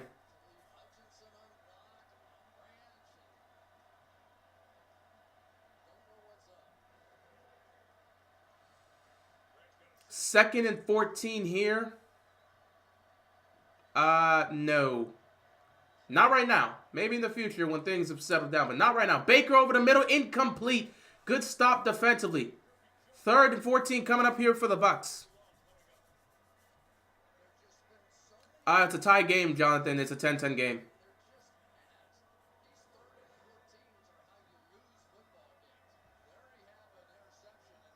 Baker tried to he put it right where it needed to be.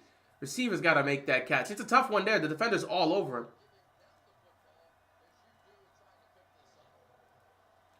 Third down and 14 here for the Bucs.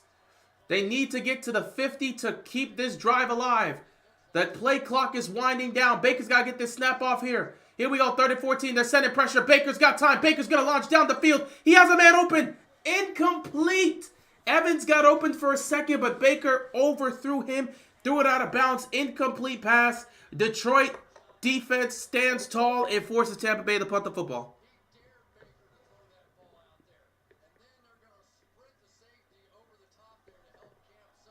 Who said Medea is their favorite franchise? Where are you hearing this from? I've never heard somebody say that. I'm pretty sure there's people that are fans of the series. But I've never seen anyone say that's their favorite franchise. I can't show the games, Jonathan. If you've been here before, I showed highlights. I did a live stream where I did a highlight clip of games that happened years ago.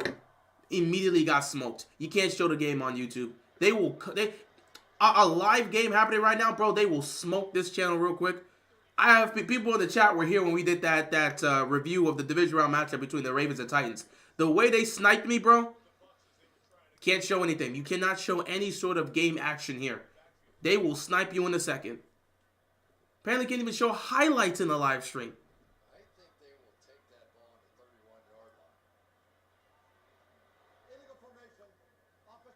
Illegal formation on the offense. Yeah, bro, Chisel Adonis has been putting up fantastic content, and he's getting blocked everywhere because he does NFL commentary, which means he's using the NFL clips.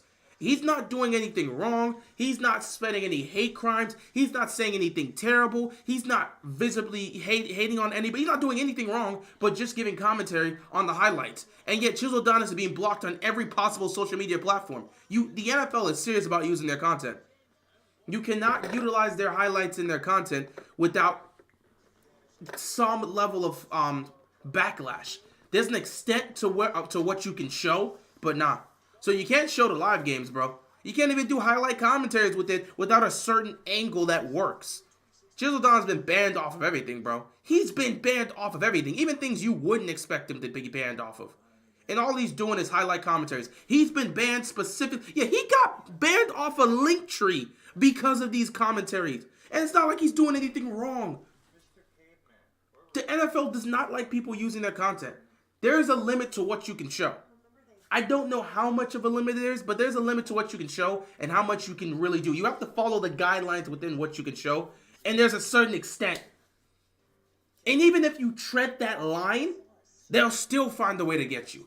I don't even know why Chisel Don's is getting hit the way he's getting hit. Yeah, he's banned off of TikTok. He's banned off of YouTube. He's been suspended multiple times. Constant copyright claims. Anytime he's posted his video somewhere, he's gotten banned. So it's just something. We can't use their stuff, man. The NFL's serious about that. NBA is a little less stricter, but still, they'll get on your case if you're using NBA commentary. I mean, if you're not commentary, NBA clips. Either way, Lions have the ball here. We'll see what they can do. It's a 10-10 game.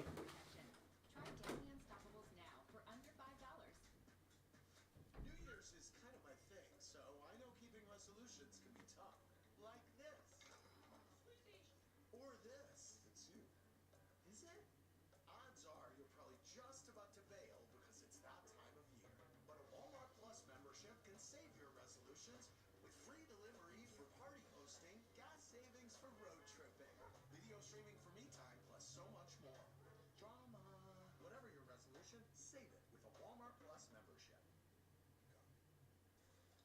The road to WrestleMania starts with Royal Rumble. 30 men, 30 women enter the ring. Last man, last woman standing.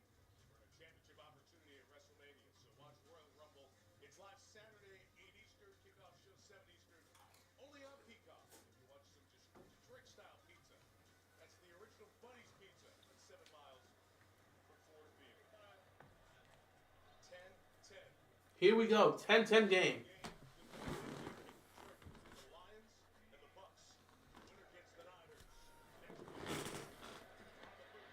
What can the Lions do here? 8-yard pickup on first down. Second down coming up here for the Lions.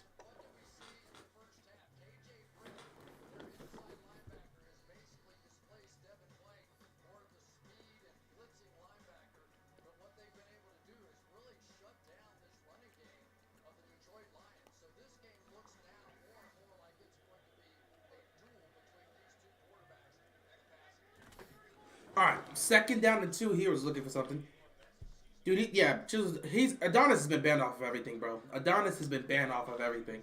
They're going to run it here on second down. They're going to come close, but they're going to be short. Third down coming up here for the Lions. You know what's interesting is they hit that one bounce out play, and we saw them this week working on that in practice as well, but they never came back to it. You know, I mean, you got a guy like Gibbs. Bucs stopping this run game. They're not getting a single thing off with Montgomery or Gibbs. The Bucs defense has been disciplined. The Bucs defense has been disciplined all day long. They have to keep this level of discipline if they're going to want to win. Play fake here. Goff finds an open man. Laporta, first down. Oh, not Laporta. Oh, whoa, they're going to take it inside the 40, the 30. Sorry, that wasn't Laporta. That was Wright. Wright was left wide open, and he takes it inside the 30. Huge pickup here for the Lions. Takes them down the field goal range. It was the other tight end, right? He just breaks free, gets open, he just jukes a guy, and then takes it inside the 30. The only big company that lets people use their clips is the W. Yeah, that is true. That is true. A 30-yard pickup here takes them to the Tampa Bay 26. First down. They're going to run the football here again. They got a little space with Gibbs. He's going to pick up about 7 yards. Second down coming up here for the Lions. This is a big drive for Detroit. If they can get a touchdown here, it'll be huge.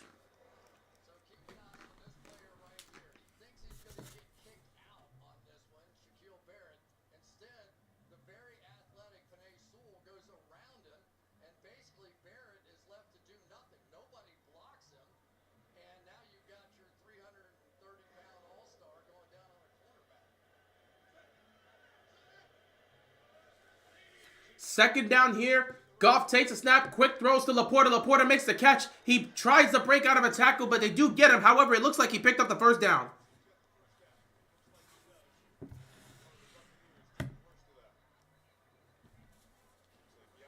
We do got a player down for the Bucs. Hopefully he's okay.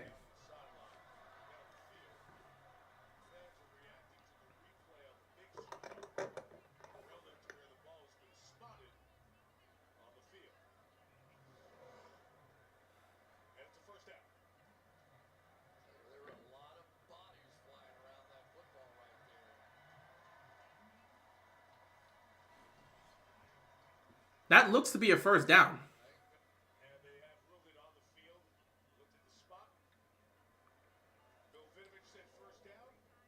Yep, it is a first down.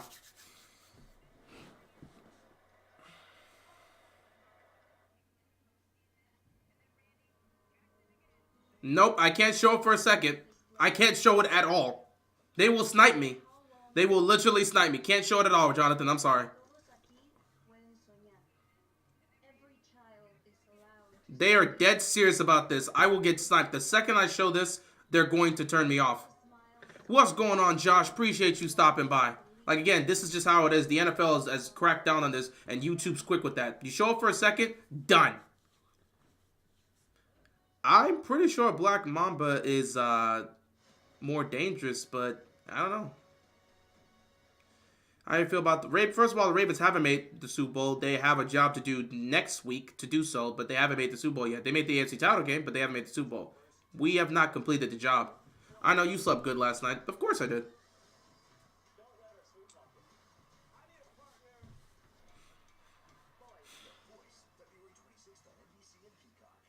For your most brilliant smile, Crest has you covered.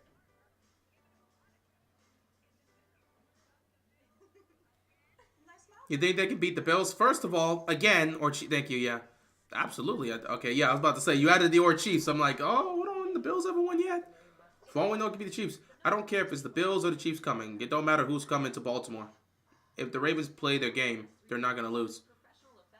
If the Ravens play to their game, if they play to the way we've seen them play against teams like the Niners, the Dolphins, and Lions, they're not going to lose. I don't care if it's Buffalo or Kansas City coming to Baltimore. If they play up to the capabilities that they've shown this year, they're going to the Super Bowl. Anything less than that, they risk losing. Like I said, in the first half of that game yesterday, that was not an A+. That was not an A game for the Ravens. That was not an A game for the Ravens. Second half was an A game for the Ravens. That's why they ended up winning 31-10. If they play their A game against the Chiefs or the Bills, the Ravens are going to the Super Bowl. Anything less than that, they risk the Bills or the Chiefs pulling off the upset. Simple as that. But I do understand that yesterday was a game where rust was a factor. Even Lamar said it early on, man, we were a bit rusty trying to come out. And, we were trying to take shots down the field, but they were taking it away. So we had to make some adjustments. But, yeah, he mentioned it. They hadn't played football in a while. So they got the rust off. They got themselves together. They seem to be ready for the moment. I expect a better start for the Ravens offensively in the AFC Championship game. And if they play well and play to their game, with the way this defense playing, the way Lamar's rolling, yeah, they're not losing to neither one of them. So I'm not worried about anything. I absolutely believe they can win that game, and I expect them to win that game. But we'll see what happens.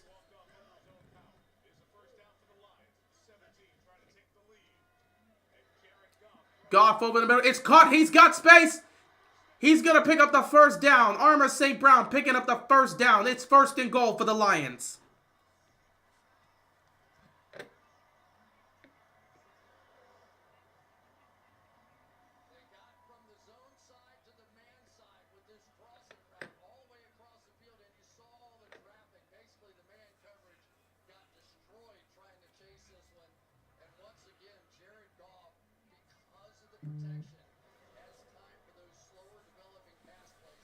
First and goal here for the Lions. Can they punch this in and score a touchdown here to regain the lead? 4:40 left to go here in the third quarter.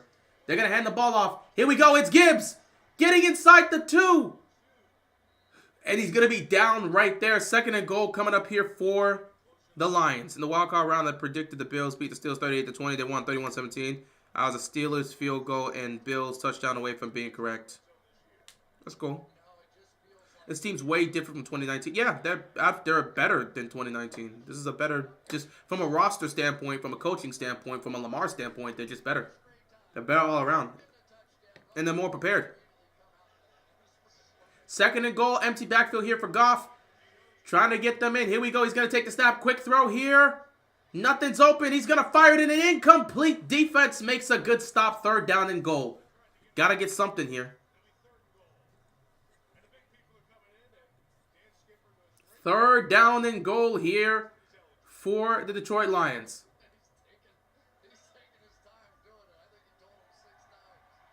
And Skipper just reported eligible, and he took his sweet time. He made sure to over-exaggerate that he is directly reporting as eligible. Ever since what happened with Dallas, Skipper has been on that, man. Third down and goal here. Goff's going to take it under the center. Some sort of play action fake's coming up here. There's the play fake. He's going to toss it too high. He had Laporta, but he threw it too high. Incomplete. Fourth down and goal here for the Lions. And we know how Dan Campbell likes to roll. With them being at the goal line, I will not be surprised if he goes for it.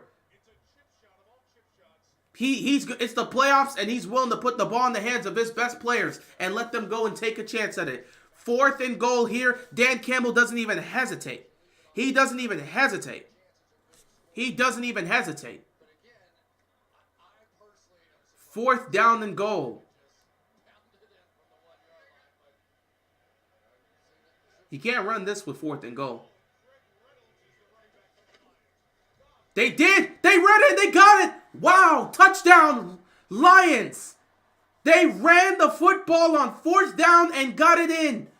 With the way Tampa Bay's been stopping them, I'm surprised they ran the football. 10 plays, 64 yards, 4:23 taken off the clock. And a fourth down touchdown here. I'm shocked they ran the ball on fourth down. Because the way the Bucs have been stopping the run game, you would think they wouldn't have attempted to run it. But Dan Campbell is not afraid of the moment, bro. Going for it on fourth down is crazy. Who do you think has a higher chance of beating the Niners, Bucs or Lions? Lions. Lions. They definitely have a higher chance of beating the Niners. You think Travis Kelce finds the end zone today? He better. He better. I guess your Ravens one was more closer. I don't know. Kick is up and it is good. And the Detroit Lions go down the field and score a touchdown. They get through and they take the lead. 17-10 game here in the third quarter. Lions get it going.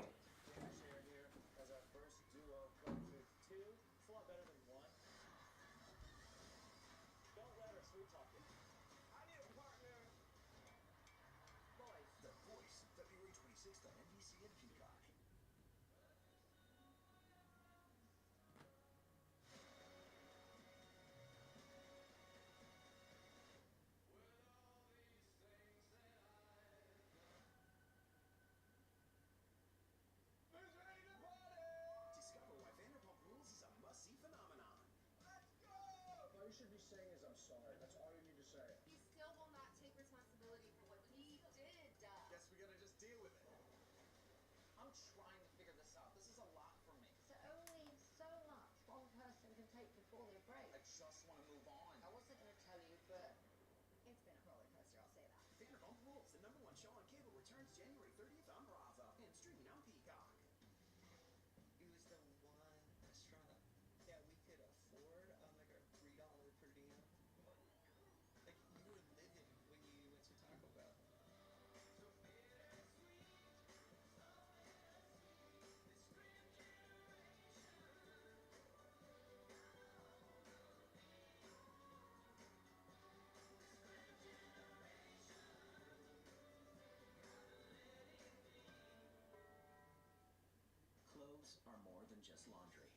what you live your life in, which is why Downy does more to make them softer, fresher, and better. Because it's just a blanket, until you bundle your new favorite person in it. Just a hoodie, until it's felt by your first love. Just a jacket, until it's the smell that brings you back home when you're far away from home. And that's why Downy does more than just soften and freshen your clothes. Downy breathes life into your laundry. Some people just know that the best rate for you is a rate based on you, not one based on whatever this person is doing. Get a rate based on you with DriveWise and the Allstate app. On the Thursday night before Super Bowl 58, the NFL's brightest stars recognized the best plays and moments of this 2023 season. NFL Honors, Thursday, February 8th, 9 Eastern on CBS and NFL Network. One of the awards, the Walter Payton Man of the Year, and that is the Lions nominee, Frank Ragnow. Buccaneers need an answer here. 17-10 game, 3:48 left to go in the third quarter.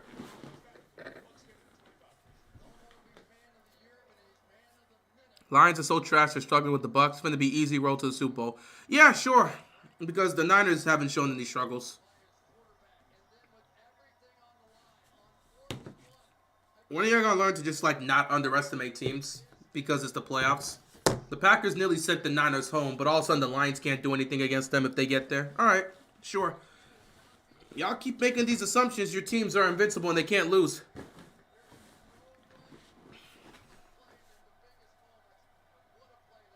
Then all of a sudden y'all be surprised and y'all just sit back and say the Niners suck if they were to lose. Nice stop here on first down. They tried to swing it to, they tried to swing the ball here and it just immediately got stopped right there. Not only that, they made the tackle and the stop behind the line of scrimmage, except they jumped early. Offsides on Branch. 5-yard penalty. It's going to make it 1st and 5.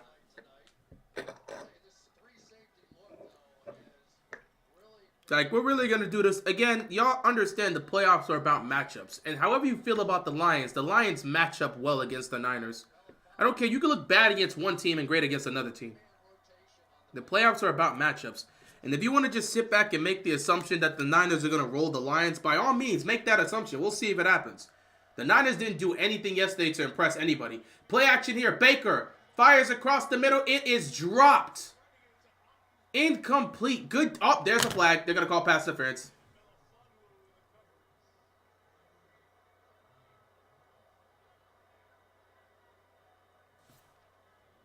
What's the flag for?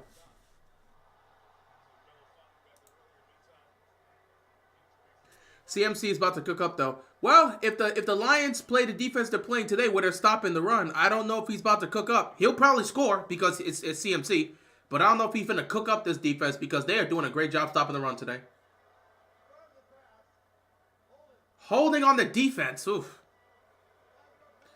Back-to-back penalties, which just basically gives Tampa Bay a first down. 2 5-yard penalties gives them the first down here.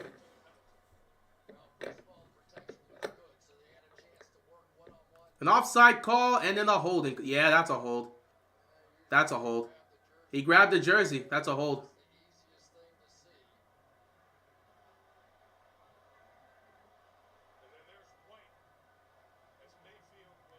Lions looking like the Texans. Not necessarily. Not necessarily. Well, I guess because of the penalties, I guess. If you mean it because of the penalties, sure. Y'all just think that just because a team's not as talented, it's going to be a blowout, which is not true. They do this all the time. They do this all the time. And don't listen to what Nicholas is saying. He's literally trying to set up teams. He's just jinxing teams. But again, y'all keep doing this. Y'all just think these teams are in the playoffs just for show. You could have the most talent in the world and still lose. You don't underestimate your opponent. If you guys haven't learned that, I don't know what to tell you. That Niners team did not look great yesterday. They escaped, okay? They escaped. At home, they escaped against the Packers. The Packers nearly upset them. So to assume the Lions can't go into San Francisco and do the same is crazy behavior. You think the Niners can break the Kirk Cousins curse? No team has ever lost to Kirk Cousins and made the Super Bowl in the same season. I did not know that was a stat. I didn't even know that was a Cousins curse. I guess they have to look to break it. I don't know. Maybe they will. I didn't even know that was a thing. That's nasty. Y'all just coming up with curses out of nowhere. 2nd and 6 here. Play fake. Baker rolls. Gets it out to his tight end. And they pick up a first down there. The Bucs are last. They're running the ball. Everybody can stop them. You keep making the assumption that the Lions can't stop the run. Okay, you just keep making the assumption the Lions can't stop the run. I'm going to give credit where credit's due. I'm not saying the Bucs are this spectacular team or they can run the ball great because they're not a great running team. They're not even a great passing team. They're a decent passing team. And Baker's had a great year. This is not a overly powerful Tampa Bay team. But to just make these assumptions as if we don't understand that the playoffs are about matchups. You can struggle against one matchup and actually completely dominate another matchup. So this just understanding the assumption that the Niners are just going to breeze past everybody who comes to their building and they're going to get to the Super Bowl next week is kind of crazy to just... Oh, Baker! Baker didn't throw it. He got hit. Rolled to his right. Made a spectacular throw and it's caught for the first down. What a play by Baker Mayfield. I thought he was going to fumble the ball. I can't believe he didn't go down, first of all. I thought he was already sacked. I kind of quit looking. And he scrambles out of there and throws a bullet to us. Man, oh man, what a play that time by Baker Mayfield. Wow, what a play by Baker Mayfield like that. That was a beautiful play by Baker. I thought he was going to fumble the ball because I thought he got hit and he almost lost it. But he held on to the football, got away from the pressure, rolled to his right, made an incredible throw. First down and 10 here. Ball is at the 39-yard line of the Lions. Baker steps up. He fires downfield. Wide open! And he's inside the 20. First down, Tampa Bay. Otten with 3 straight catches on this drive. He's been a problem this drive for the Lions defense. You can tell. He's just starting to get a feel for this thing, cut him loose. Baker's starting to get a little bit comfortable. He's looking real smooth on this drive. First down and 10 here. This is going to be the final play of the third quarter. Baker, 18-25, 247, a touchdown and a pick. Quick throw here. Incomplete. 2nd and 10. The Niners really got a nice gift from Love panicking. Love had an open 20 to 30 yards. He should have ran and got out of bounds. The 49ers will get to the Super Bowl. They've got a great shot, but you can't overlook your opponent. You can't overlook your opponent. We're not going to sit back and can't overlook your opponent. You can't overlook your opponent. That's how the Cowboys get upset by a 7th seed. You just can't overlook your opponent. If the Niners come out there and look flat, the way they looked flat yesterday, the Niners are not going to win that game. Detroit is a team that can take advantage of that. Let's not sit back and just automatically put the Niners in the Super Bowl. 2nd and 10. Baker pump fakes. Nothing there. Pump fakes again.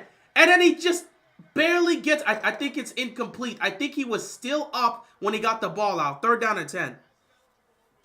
I think they said he got the ball back to the line of scrimmage, so they didn't call intentional grounding because he got the ball back to the line of scrimmage. Lions are going to keep it competitive, though. Absolutely. The Lions have a good shot to upset the Niners. This Niners team is not as dominant or as overwhelming as people want to put them out to be.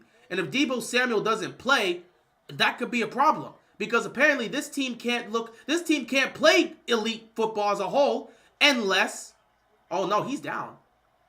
Oh, they said... I swear his shin was down. But I guess they're not... they're not going to take a look at it. They're not going to challenge it.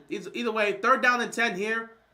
They're sending everybody. Baker checks it down. Can you get the blocking? You got the blocking. Touchdown, Tampa Bay.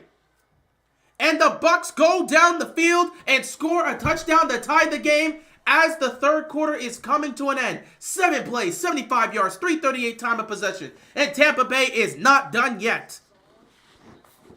Tampa Bay is not done yet. Baker Mayfield is cooking in the playoffs, and he is having his team competing with this number 3 seeded Detroit Lions. Baker is baking. Baker is cooking, man. He's doing his thing. Great setup there. Got the screen. The blocking was there, and they're just going to take it in. Detroit is in for an interesting fourth quarter. Cowboys thought they had an easy one, but Packers showed them who's better. That's the thing. You can't underestimate your opponents. Lions getting cooked in the championship game. That's cool, Menace. That's cool. I'm sure they're going to be getting cooked in the championship game. And then all of a sudden, if Brock Purdy starts playing bad, you're gonna say Brock Purdy needs to be traded. They need to get rid of him. He's absolute trash. We got it. Same story. You sit back and you talk about how your team's gonna dominate. Then when they don't dominate, the team's garbage. Purdy's garbage. They need a new quarterback. We get it. It's the same story every week with y'all. This is a really good game. Absolutely. Look. His shin is down. They should have reviewed that. His shin was down. His shin was down. That should have been a challenge right there. Now all of a sudden it's all tied up at 17 apiece. Baker Mayfield's shin was down there and nobody challenged it. That was crazy. Either way, it's a tie ball game here. It's a tie ball game here. And now Jared Goff and this Lions team has to go right back out there and answer. Because Baker Mayfield came with the response, tied the football game up, and heading into the fourth quarter, we're tied at 17 apiece. If Brock Purdy loses, he needs to be banned from the NFL, not just traded from... Yeah, you're going to be saying that on Sunday if he starts struggling. But now you're saying the team's going to dominate easy when we're going to beat the Lions. If he starts struggling against the Lions or the Bucs defense, all of a sudden he's trash. He needs to be traded. He needs to be banned, all this other stuff. So we know how United fans like to act. Y'all are some emotional individuals. We know how y'all United fans like to act. Y'all are over-emotional individuals. The second things don't go your way, oh, we're going to start acting like it's the worst thing in the world. But heading into the game, oh, we got all the cops. We're about to blow these dudes out. And then when that doesn't happen, oh, this dude is garbage. We need him gone. We know how it is with you guys. Y'all are over-emotional individuals. That's just who Niner fans are. First down and 10 here for the Lions. Final play of the third quarter. Gonna hand the ball off here. You've got a great lane for running, and it's gonna be chopped up right there. About a 5, maybe 6-yard pickup here. Second down coming up for the Lions. And with that being said, ladies and gentlemen, boys and girls, we are down 3 quarters. That is the end of the third quarter. One more quarter left to play. 15 minutes left to go. The winner of this game will advance to the NFC Championship game to take on the San Francisco 49ers. Will it be Jared Goff and the Detroit Lions? Or will Baker cook up a comeback and help them win? He's been playing well. Can Baker bake his way to the NFC Championship game? We're going to find out in the next 15 minutes.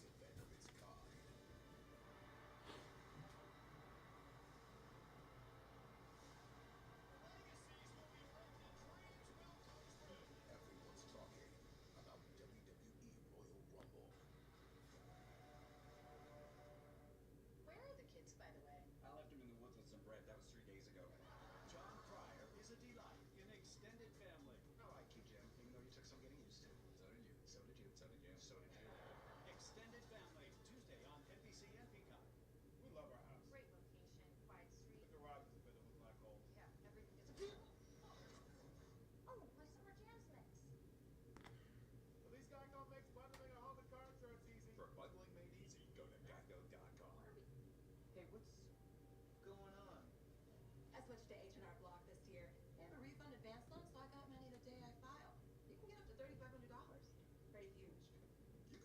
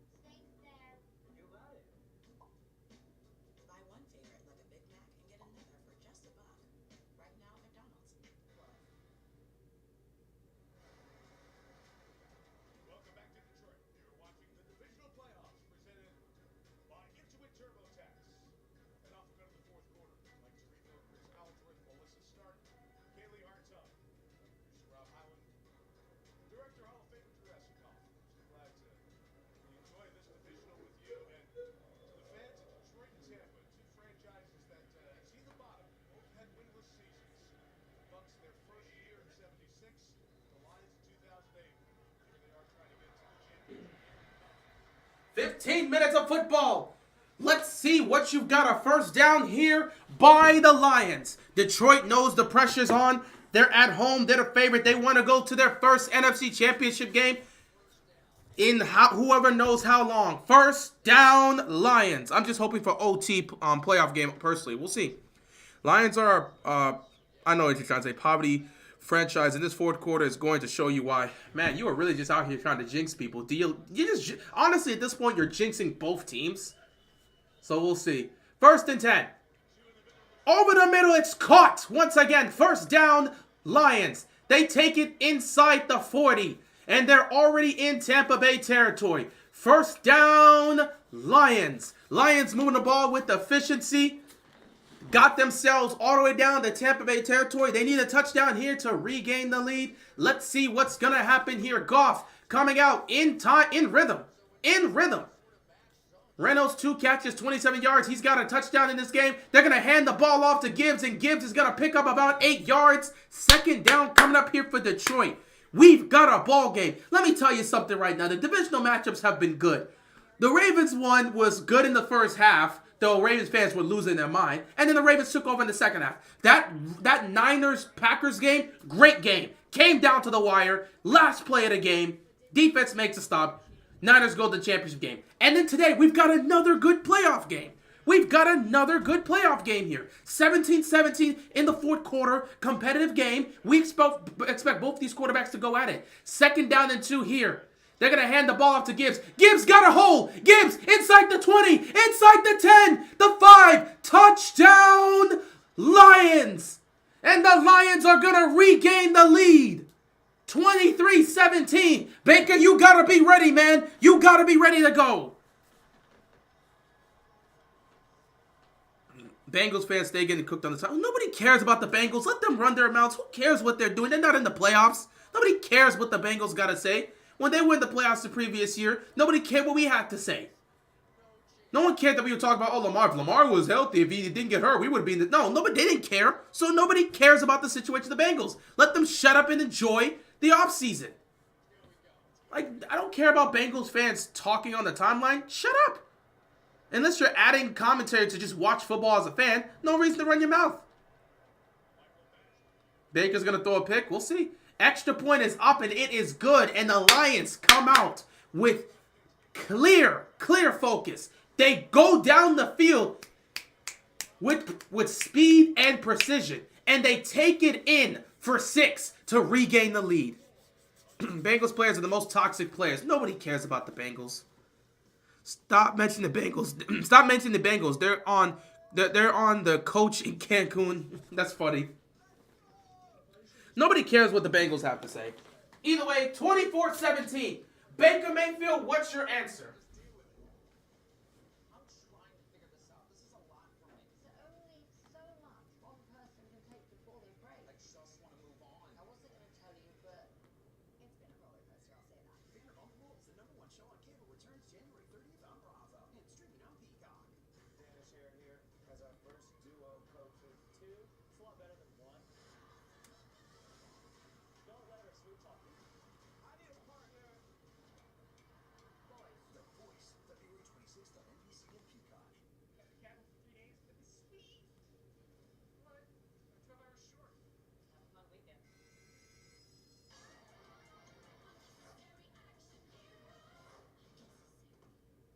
Was that necessary? No. Neither is a blown weekend. With Paycom, employees do their own payroll, so you can fix problems before they become problems.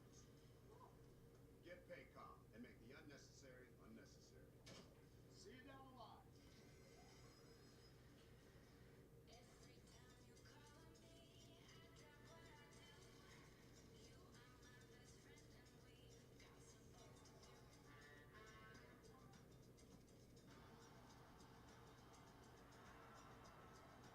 When you're with Amex, you can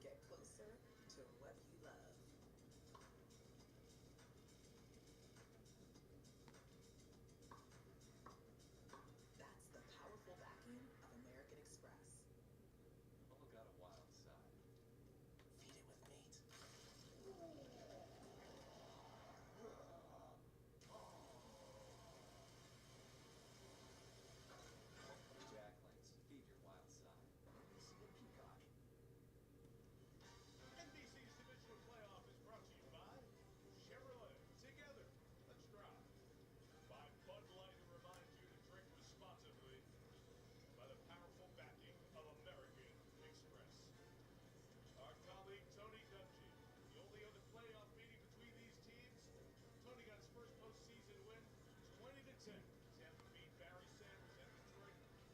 Move on to the playoffs. Josh Reynolds of the Lions, who was injured on the play that he had to catch before. He was down the stairs in the Lions locker room. And again, next drive, line play, 75 yards. Scored back-to-back touchdown drives.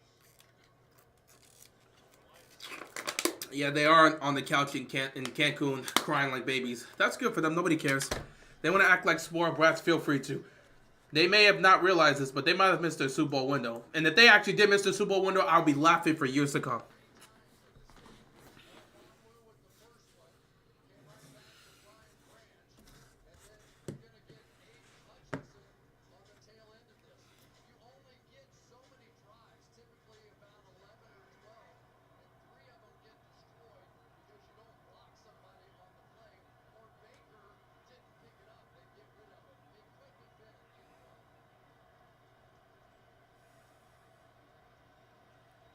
First down and 10. Baker takes the snap. Baker checks it to Rashid. Didn't get it. Didn't get it right there. Did not get it right there. Drop. Rice had it. Dropped it.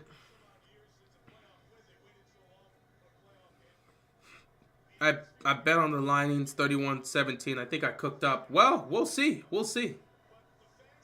Second down and 10. 13:09 left to go here in the game. Baker with the football in his hands. Can he lead his team down the field to tie this game up once again?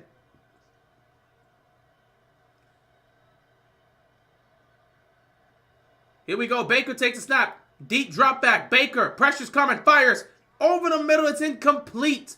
He was looking for Otten. Could not convert. Third down and 10 coming up here for the Bucs. They got to be careful, man. Can't turn the ball over here.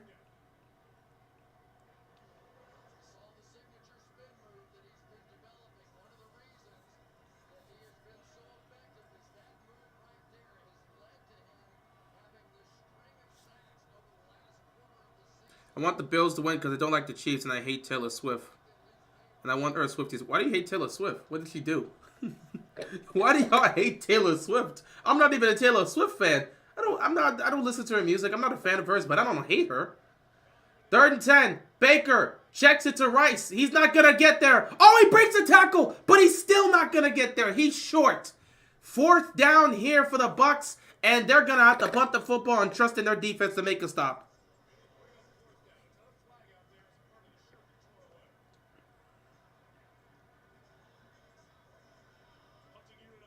It's not Taylor Swift's fault. That's what I don't understand with you guys. Y'all keep what country you rooting for in the Olympics? The country I'm currently living in, America. But I don't understand why y'all continue to throw hate at Taylor Swift for things she can't control. She's not telling the NFL to constantly cover her. She's not telling the media to cover her. She's just going to the game to support her boyfriend in Travis Kelce. She's doing nothing wrong. She said nothing wrong. She's just at the game. Go talk to the NFL. The media is who you should have your hatred for. Your media should have, I just don't understand the hatred y'all have for Taylor Swift. Your girlfriend from middle school wouldn't shut up about her. That's why I can't stand her. Because your girlfriend kept talking about her. Y'all have some of the weirdest reasons to hate people. How do you hate a person because of someone else's thoughts about the person?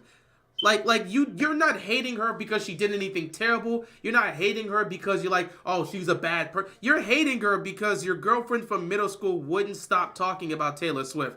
That is such a weird reason to hate somebody. What is with y'all hating on athletes and celebrities because of how other people react to said athlete and celebrity? They are a fan of that person. They talk about that person so much to the point where it gets annoying. And all of a sudden you decide, I hate that person because of what this person, who you know, is saying about that celebrity. That's just so weird. It's legit. Like some of the things I see people just hating on an athlete. Like people will just hate on LeBron because you got LeBron fans calling him the GOAT. That's the dumbest thing in the world. Why are you going to hate on a player because of what his fans are saying about him? That's crazy. Why are you letting other people influence your own Why are you letting other people influence your own decisions about how you feel about a person who you don't even know? Do you think Lamar Jackson should start for Team USA? No, wait. Actually, this is a good question. Do you think Lamar Jackson should start for the Team USA men's football team in the Olympics? You actually cooked with that, Matthew. Yes. Yes. Especially if it's going to be flag football. Who's touching Lamar? Bro, do you understand? We could put like Lamar. We could put Lamar, Justin Jefferson, Tyreek Hill as our run. You get Lamar as a quarterback, Justin Jefferson and Tyreek Hill as our wide receivers. You can put Christian McCaffrey there, bro. We're not losing. Who's touching them? Oh my goodness. And you hate her music. Okay. I guess that's the reason to hate her. Well, you could just say you don't care for Taylor Swift. You're gonna hate her because you don't like her music. Y'all come up with some of the weirdest reasons to hate people. I'm not going to hate somebody because I don't like their music. I'm going to just be like, they're not for me. I don't really care for them. I remember growing up and people constantly talking about Justin Bieber. I didn't hate Justin Bieber. I just didn't care for him because I didn't care for his music. Charles, you're just throwing insults at people for no reason. And that's the stupidest thing you could have said. No disrespect. That's the Taylor Swift. Do you know how much she's worth more than... Dude, Mahomes with this contract still can't reach the level of money Taylor Swift has. Why would you, I don't understand why you guys are trolling and saying dumb things at the same time. And you're just insulting people for no reason. You're just insulting people for no reason. Y'all really got issues, man. Y'all got some serious issues. Y'all need to work out y'all issues in life. Y'all really got to work out y'all issues in life. There's no reason to insult somebody like that. That's crazy. Bro, she's worth more than the entire Chiefs team. And I'm talking about in terms of what the players make salary-wise. The entire team, the entire roster the Chiefs have, she's worth more than that, bro.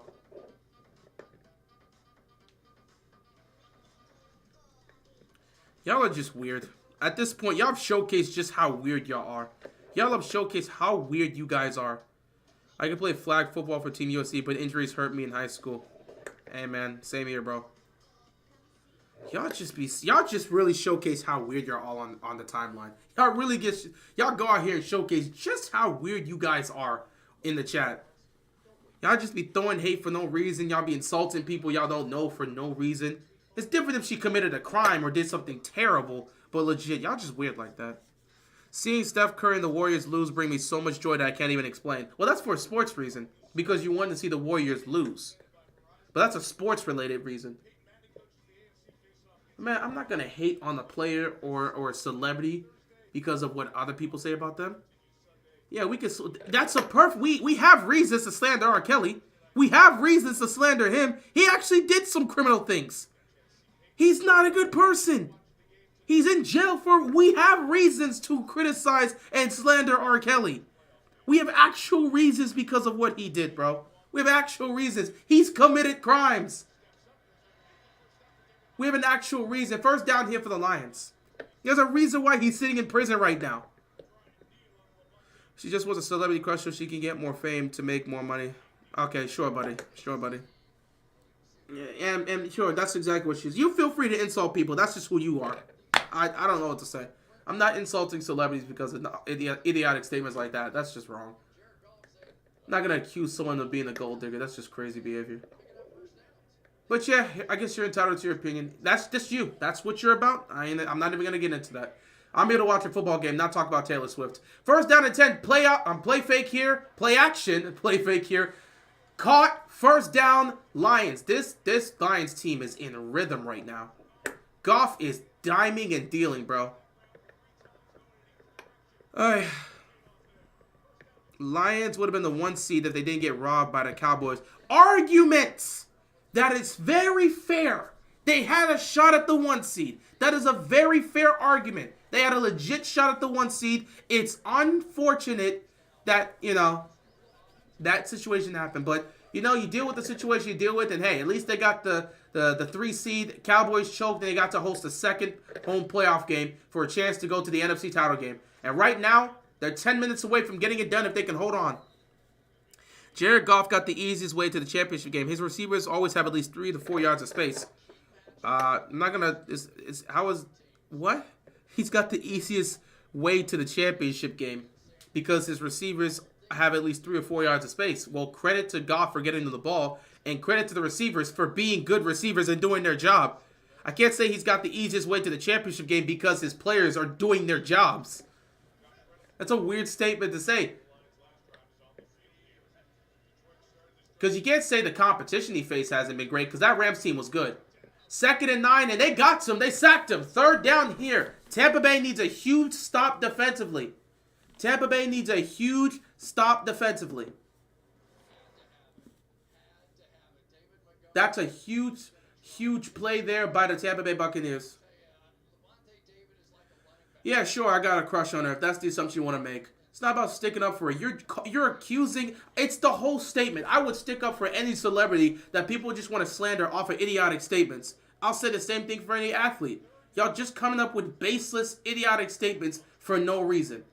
3rd down and 15, throwing down the field. It is caught, but he's short. But he fights to get the extra yards.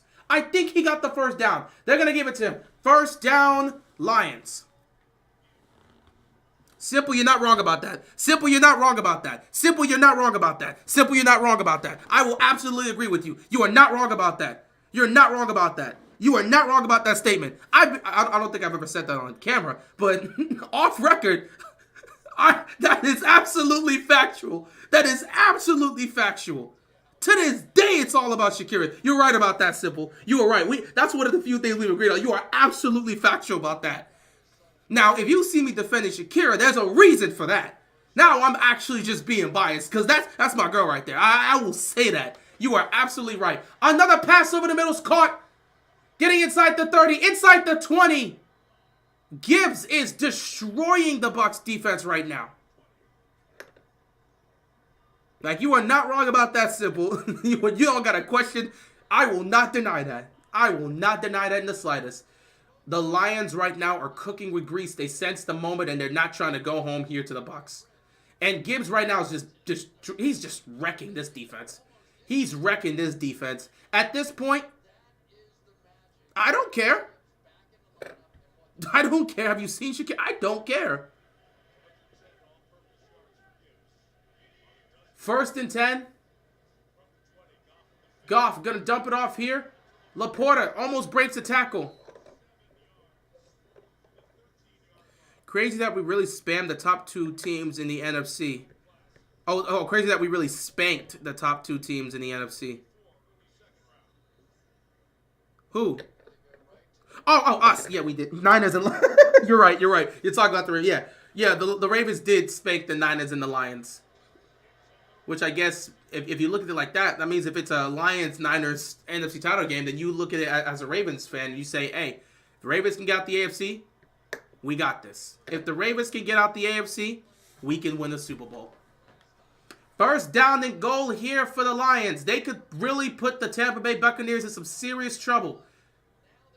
By the way, Goff at this point, if he goes to 2nd, I'm serious, bro. Goff got to be considered. We don't really talk about this, but is Goff the best quarterback from the 2016 draft? I feel like him getting the Lions to the NFC Championship game has to at least give him credit for that.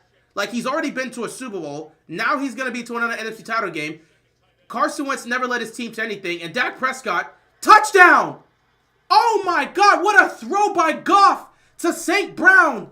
And the Lions are going to take a double-digit lead. 10 plays, 89 yards, nearly 6 minutes taken off the clock. Baker, you got 6.5 left to try and salvage the season. What do you have in store? We got to start talking about Jared Goff, man. Jared Goff got to be the best quarterback from the draft. Dak has yet to do anything. Who are the Ravens ops in the NFL? The Steelers, the Bengals, the Browns, the Patriots.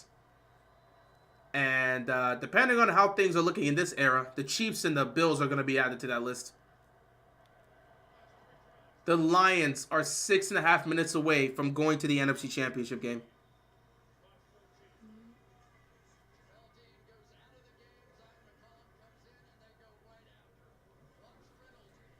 My God, Goff is dealing right now.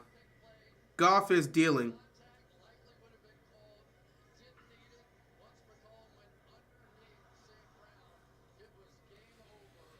I'm scared. Boss, y'all can't run anymore. They got to answer. You would think Lamar Jackson versus Joe Burrow would be a bigger rivalry than it is. You know, the funny thing is Bengals like to bring up records that benefit them, but they never want to talk about, but when we talk about the record that benefits us, all of a sudden they start bringing up the playoff games. Like, legitimately, every time we talk, they want to bring up how Joe Burrow is, 5-1 against, combined against Mahomes and Allen, and say, oh, yeah, Joe Burrow's got it. But then when we bring up the fact that Lamar's 4-1 against him, it's like, oh, well, the Ravens haven't done anything in the playoffs with Lamar. 1-3, 1-3. The Ravens are 1 win away from matching the highest peak that the Bills, that the Bengals put up. We're 1 win away from getting to the Super Bowl, and if we pull that off, y'all not going to have nothing to say, because that means Joe Burrow took his team to the Super Bowl, and Lamar took his team to the Super Bowl. And if we win the Super Bowl, oh, we win the Super Bowl, Bengals fans have nothing to stand on. Bengals fans have nothing to stand on if we win the Super Bowl.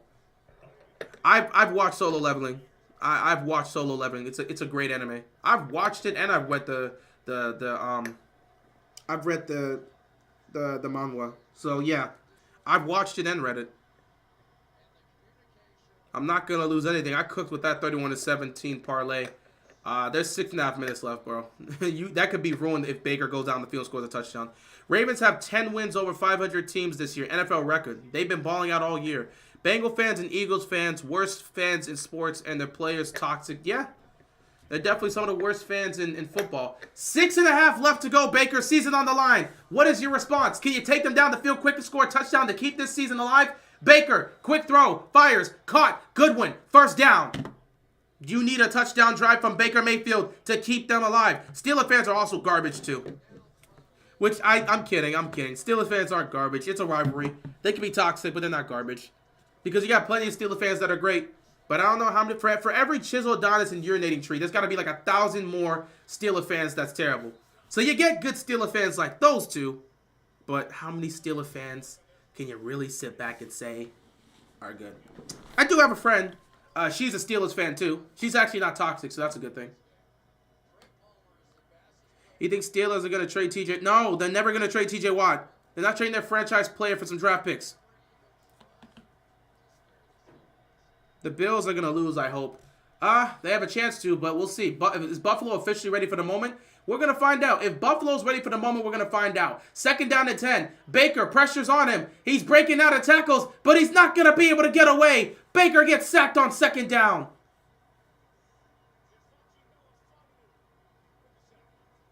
Third down coming up here for the Bucs. 5:39 left to go in this game. Buccaneers need to find out. They need to figure something out here because their season's on the line. Got to get something going. Carolina traded CMC because they were in a rebuild. Carolina wasn't winning football games. They were in a rebuild. The Steelers are not in a rebuild. Legitimately, the Steelers are not in the rebuild. So there's no reason to trade their franchise player. They've never had a losing record with Mike Tomlin. The Panthers were literally in the rebuild because they were having losing seasons with McCaffrey. So there's a difference. And even then, I don't even know if that actually helped them out. I don't even know if trading McCaffrey helped them out because they're still looking terrible. 3rd down and 14 here for Tampa Bay. This is pretty much 4-down territory and your season's on the line at this point. Baker's got to get time to throw this football, and someone's got to get open down the field. If Baker gets another touchdown, I'm losing 750, and the Lions score again, I'm losing 2,000. You better hope it stays 31-17, buddy. 3rd down and 14 here. They're sending pressure. Baker, he's got time. He's going to fire downfield. He had a man open, and Godwin could not connect. Incomplete. 4th down here, and the game is officially on the line. Baker Mayfield, what's your call? This is the game. This is the season. Everything's on the line right here. You have to make a stop if you're Detroit to win this game. And Tampa Bay, you got to get the 1st down to keep the drive and the season alive. 5:37 left to go in this football game. Bucs down 14. You need a play here to keep your drive alive. Detroit is 5 minutes away from going to the NFC Championship game. Tampa Bay trying to keep themselves alive. What can they do here? 4th down and 14. Game on the line. Season on the line here. Baker takes the snap. He doesn't have time. Pressure's coming. Fires downfield. It's caught by Evans. And they're going to keep their season alive. Huge play on 4th down. What's better, Mahomes versus Lamar, Josh versus Lamar? I mean, Mahomes versus Lamar would probably be better in my opinion because that's what I want. But a lot of people probably argue Josh for Lamar versus Lamar because that'll be the battle of the 2018 draft. And obviously, you got two guys that we're still trying to figure out who in that draft. At least that's what people are saying. We're still trying to figure out who's actually the best quarterback for the 2018 draft. Josh Allen, Lamar Jackson. Obviously, I'm going to say Lamar Jackson, but Bills fans are going to say Josh Allen. And both quarterbacks have been great throughout their careers.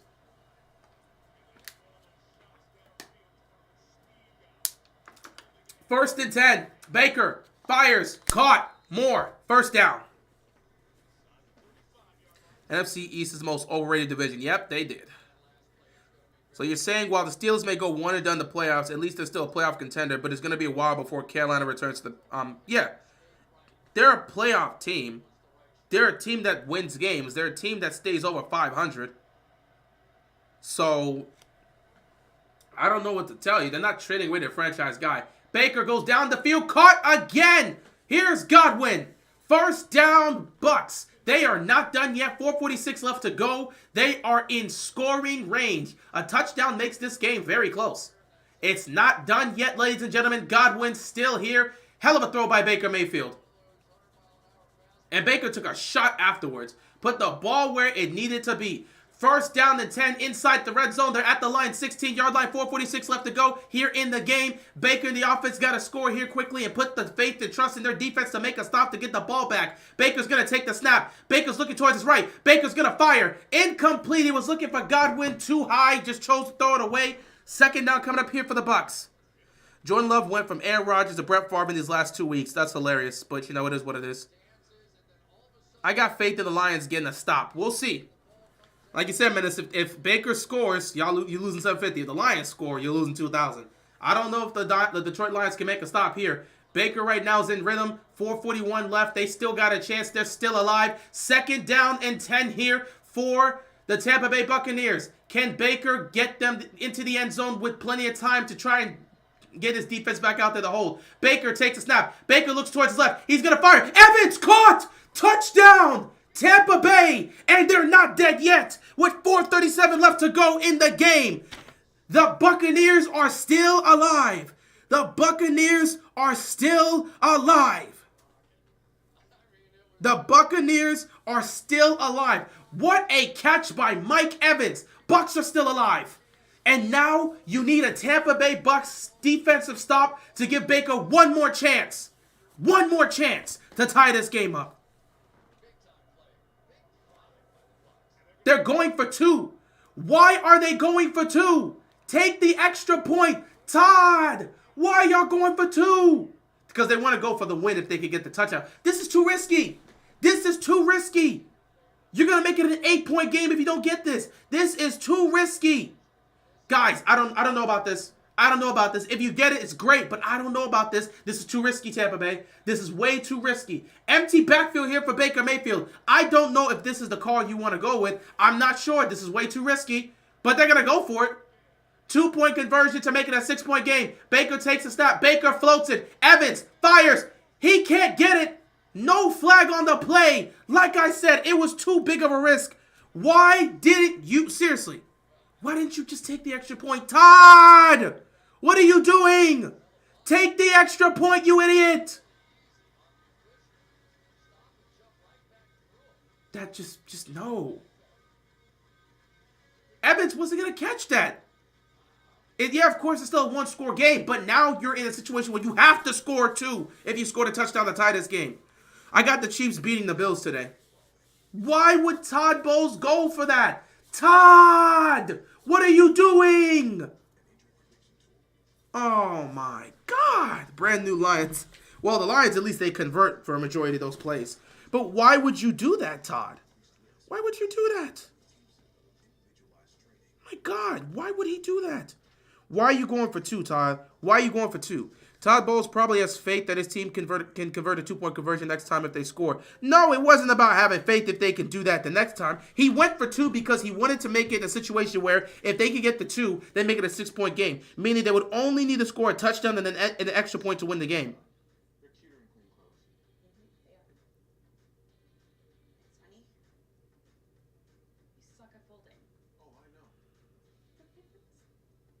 Do 3 times the laundry and get a Tide clean.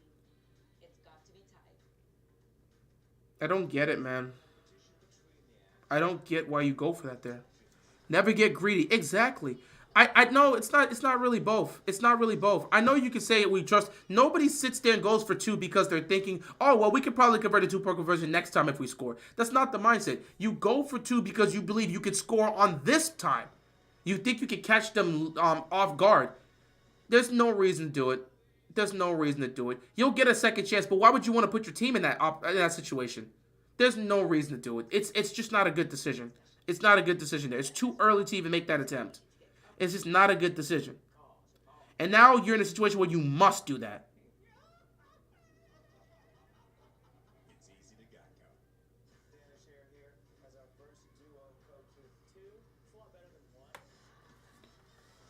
Yeah, you can never get greedy here. Just put yourself in a tough situation. That's not what you want.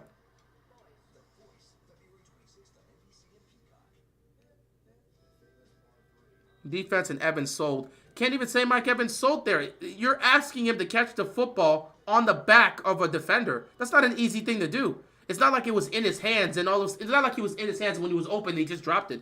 The man was gonna have to catch that football behind the back of a Lions defender. So he would have to catch that football behind their back and then drag them down and hold on to the football. That was not gonna be easy.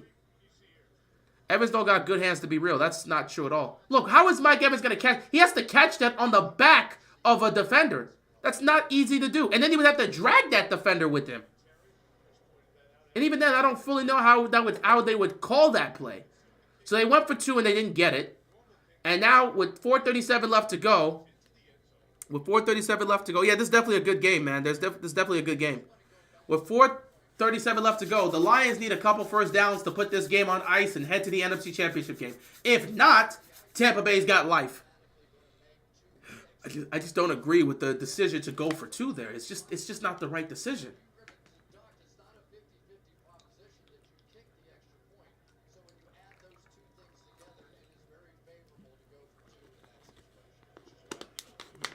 That was just not a good decision there.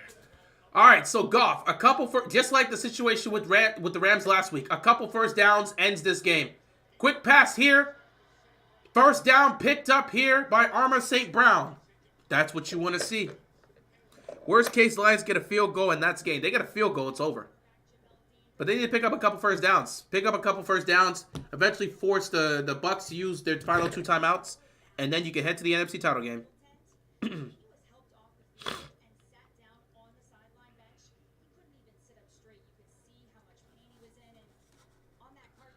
I gotta take a look at some things here. I'll be afterwards. I can do this. I can definitely do this tonight when I'm done with my streams. 1st and 10. They're gonna run this football, and they're gonna pick up another first down. And now they're up to midfield. This Bucs defense can't make a stop worth a damn. And right now it's showcasing itself. The Bucs are in serious trouble because if Detroit gets to field goal range, which again they're at midfield, 2 first downs, they're in field goal range. If the Lions get into field goal range, they're done. Lions get into field goal range, it's over. Detroit's going to the NFC Championship game. The Lions' last 3 drives, they went down the field, 64 yards, 75 yards, 89-yard drives, all resulted in touchdowns. The Lions have found their groove in these last 3 drives, and they have found the way to get down the field and put points on the board.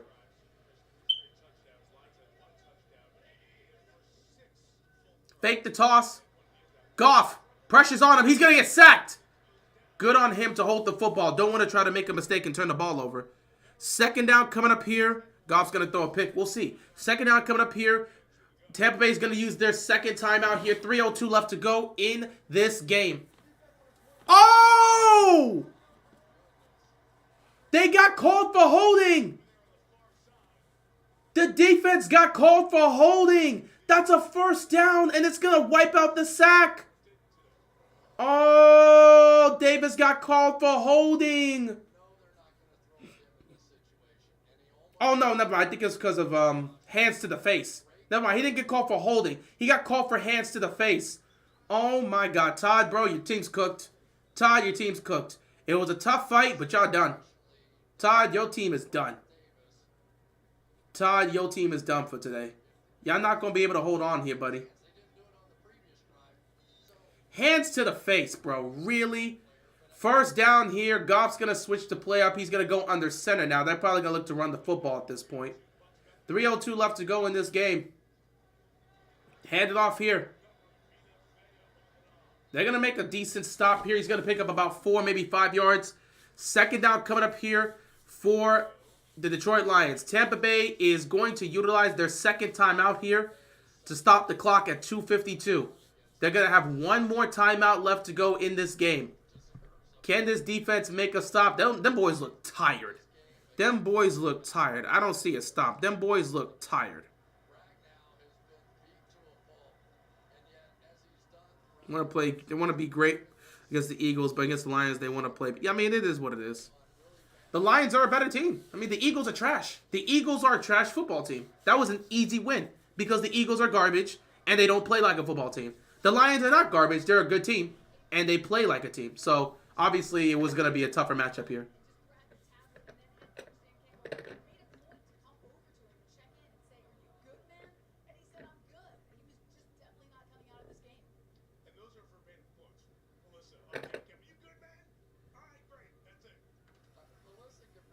Second down and 7, 2:54 left to go in this game.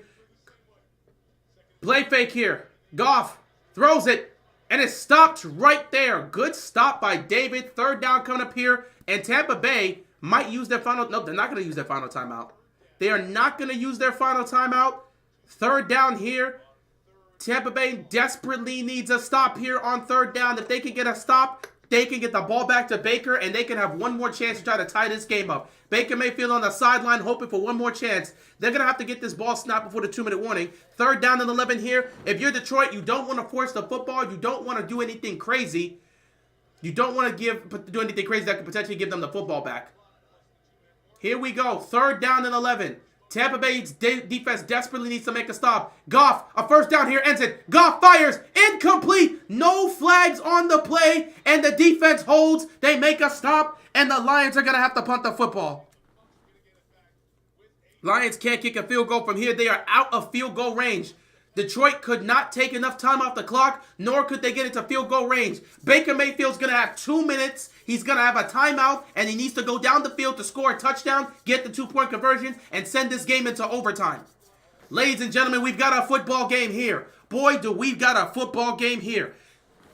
Baker Mayfield with a chance to help his team tie this up and send it to OT. It's an 8-point game with 2 minutes left to go. Can Baker Mayfield deliver for Tampa Bay and help this game get into overtime? Or will the Lions get the job done and send their team to the NFC Championship game?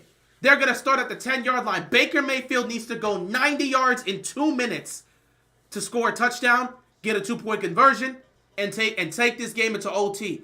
2-minute warning, ladies and gentlemen. 2-minute warning. 2-minute warning. 8-point game. Can the Lions hold on and send their team to the NFC Championship game? Or is Baker going to complete the comeback and send this game to OT? We're going to find out. 2 minutes left to go.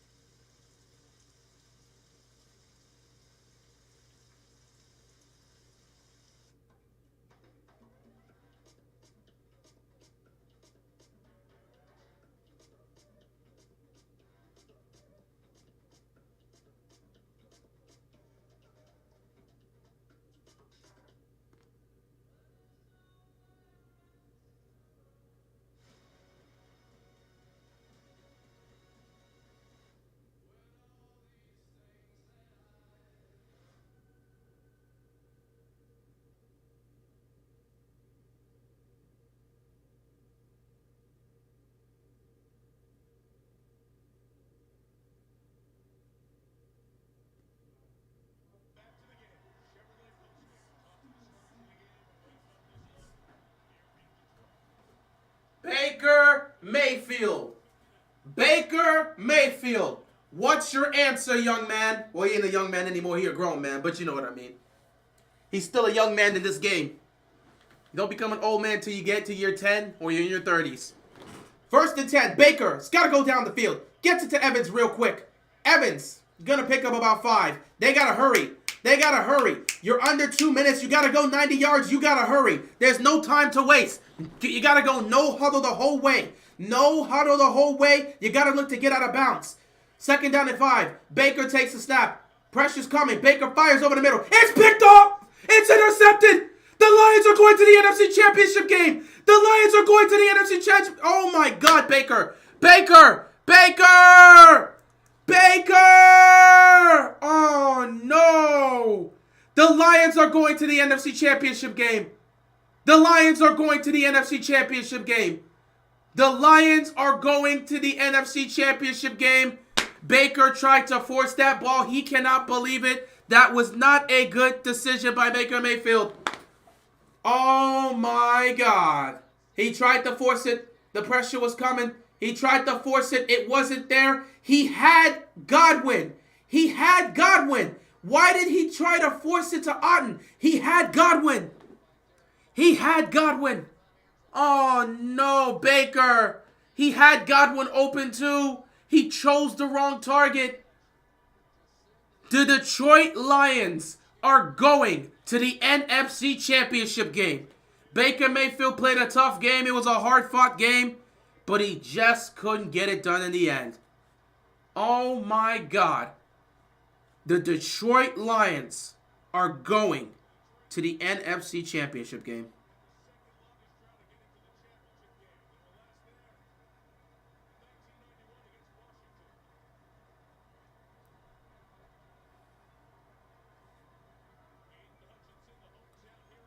Oh my God. 2 more knee downs and that's it.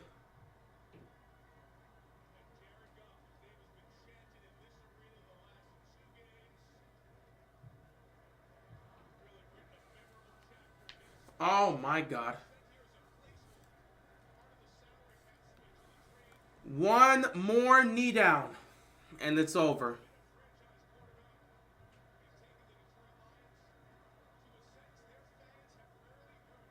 Ladies and gentlemen, boys and girls, children of all ages, the Detroit Lions are going to the NFC Championship game. They will be taking on the San Francisco 49ers next Sunday in San Francisco. What a season for the Lions. This is the greatest season in franchise history. Have they ever been? They've been to the NFC title game. They've been to the NFC Championship game before, but wasn't that in like the 60s? This is the greatest season in franchise history. And Jared Goff, honestly, right now, I'm serious. I think we can make an argument Jared Goff's the best quarterback from his draft. Because he's been to a Super Bowl, and now he has an opportunity to take the Lions. If this guy takes the Detroit Lions to the Super Bowl, he's the best quarterback in his draft. If this guy seriously takes the Detroit Lions to the Super Bowl, Goff is the best quarterback in his draft. Baker Mayfield played a hell of a game, but those 2 turnovers were the difference makers. You can't throw picks in those situations, Baker. You can't throw picks in those situations. They were there in 91. Okay, yeah, okay, so, yeah, but still, yeah, okay, I didn't know if they were there in 91. I was asking when was the last time they got there. I couldn't remember. But, man, Dan Campbell, Coach of the Year candidate for what he's been able to do. This team, what a turnaround, what a season for the Lions, man.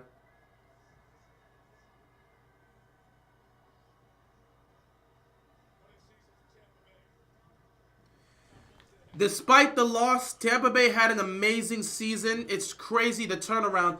Tampa Bay was expected to fall off once Brady left, but Baker took over as a starter, helped that team win the division, and they won a playoff game. They beat the Eagles. They humiliated the Eagles. They had a shot here against the Lions, nearly pulled off the upset to get to the NFC Championship game, just couldn't get it done. Shout out to Baker Mayfield, bro. However you feel about Baker Mayfield, I think he's proven the doubters wrong.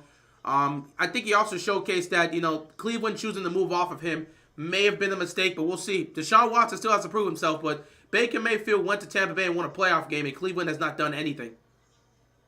That's huge. Either way, guys, we have to end it here because I believe in 15 minutes, the next game's happening. Divisional round. It's time. It's time for that game, ladies and gentlemen. We've got the Kansas City Chiefs taking on the Buffalo Bills. The game is getting ready to start soon, and I got to get myself prepared. So we're going to end it here. Once again, congratulations to the Detroit Lions. You are going to the NFC Championship game. Shout out to you, Jared Goff. You might be the best quarterback in your draft. Obviously better than Carson Wentz. And we're going to have that conversation between you and Dak, because we've seen you have success, more success in the playoffs than we've seen Dak Prescott have. It's time to have that conversation. It's time to have that conversation. After you, Baker, shout out to you, Baker. As for you, Baker Mayfield, shout out to you, Baker Mayfield. What a season for you. Had the best season of your career. Took the Bucs to the playoffs by winning the division title. Won a playoff game and proved the doubters wrong. Shout out to Baker Mayfield. It's a tough end to the season, but you showcase you deserve to be seen as a franchise quarterback. Even if you're not the most talented, you're a guy that can play, man. You're a guy that can play. You are a certified baller.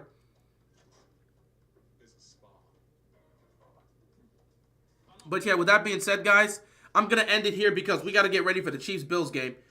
Appreciate you guys stopping by, and I'll see you guys in 15 minutes because that game is starting soon. Until then, guys, peace out.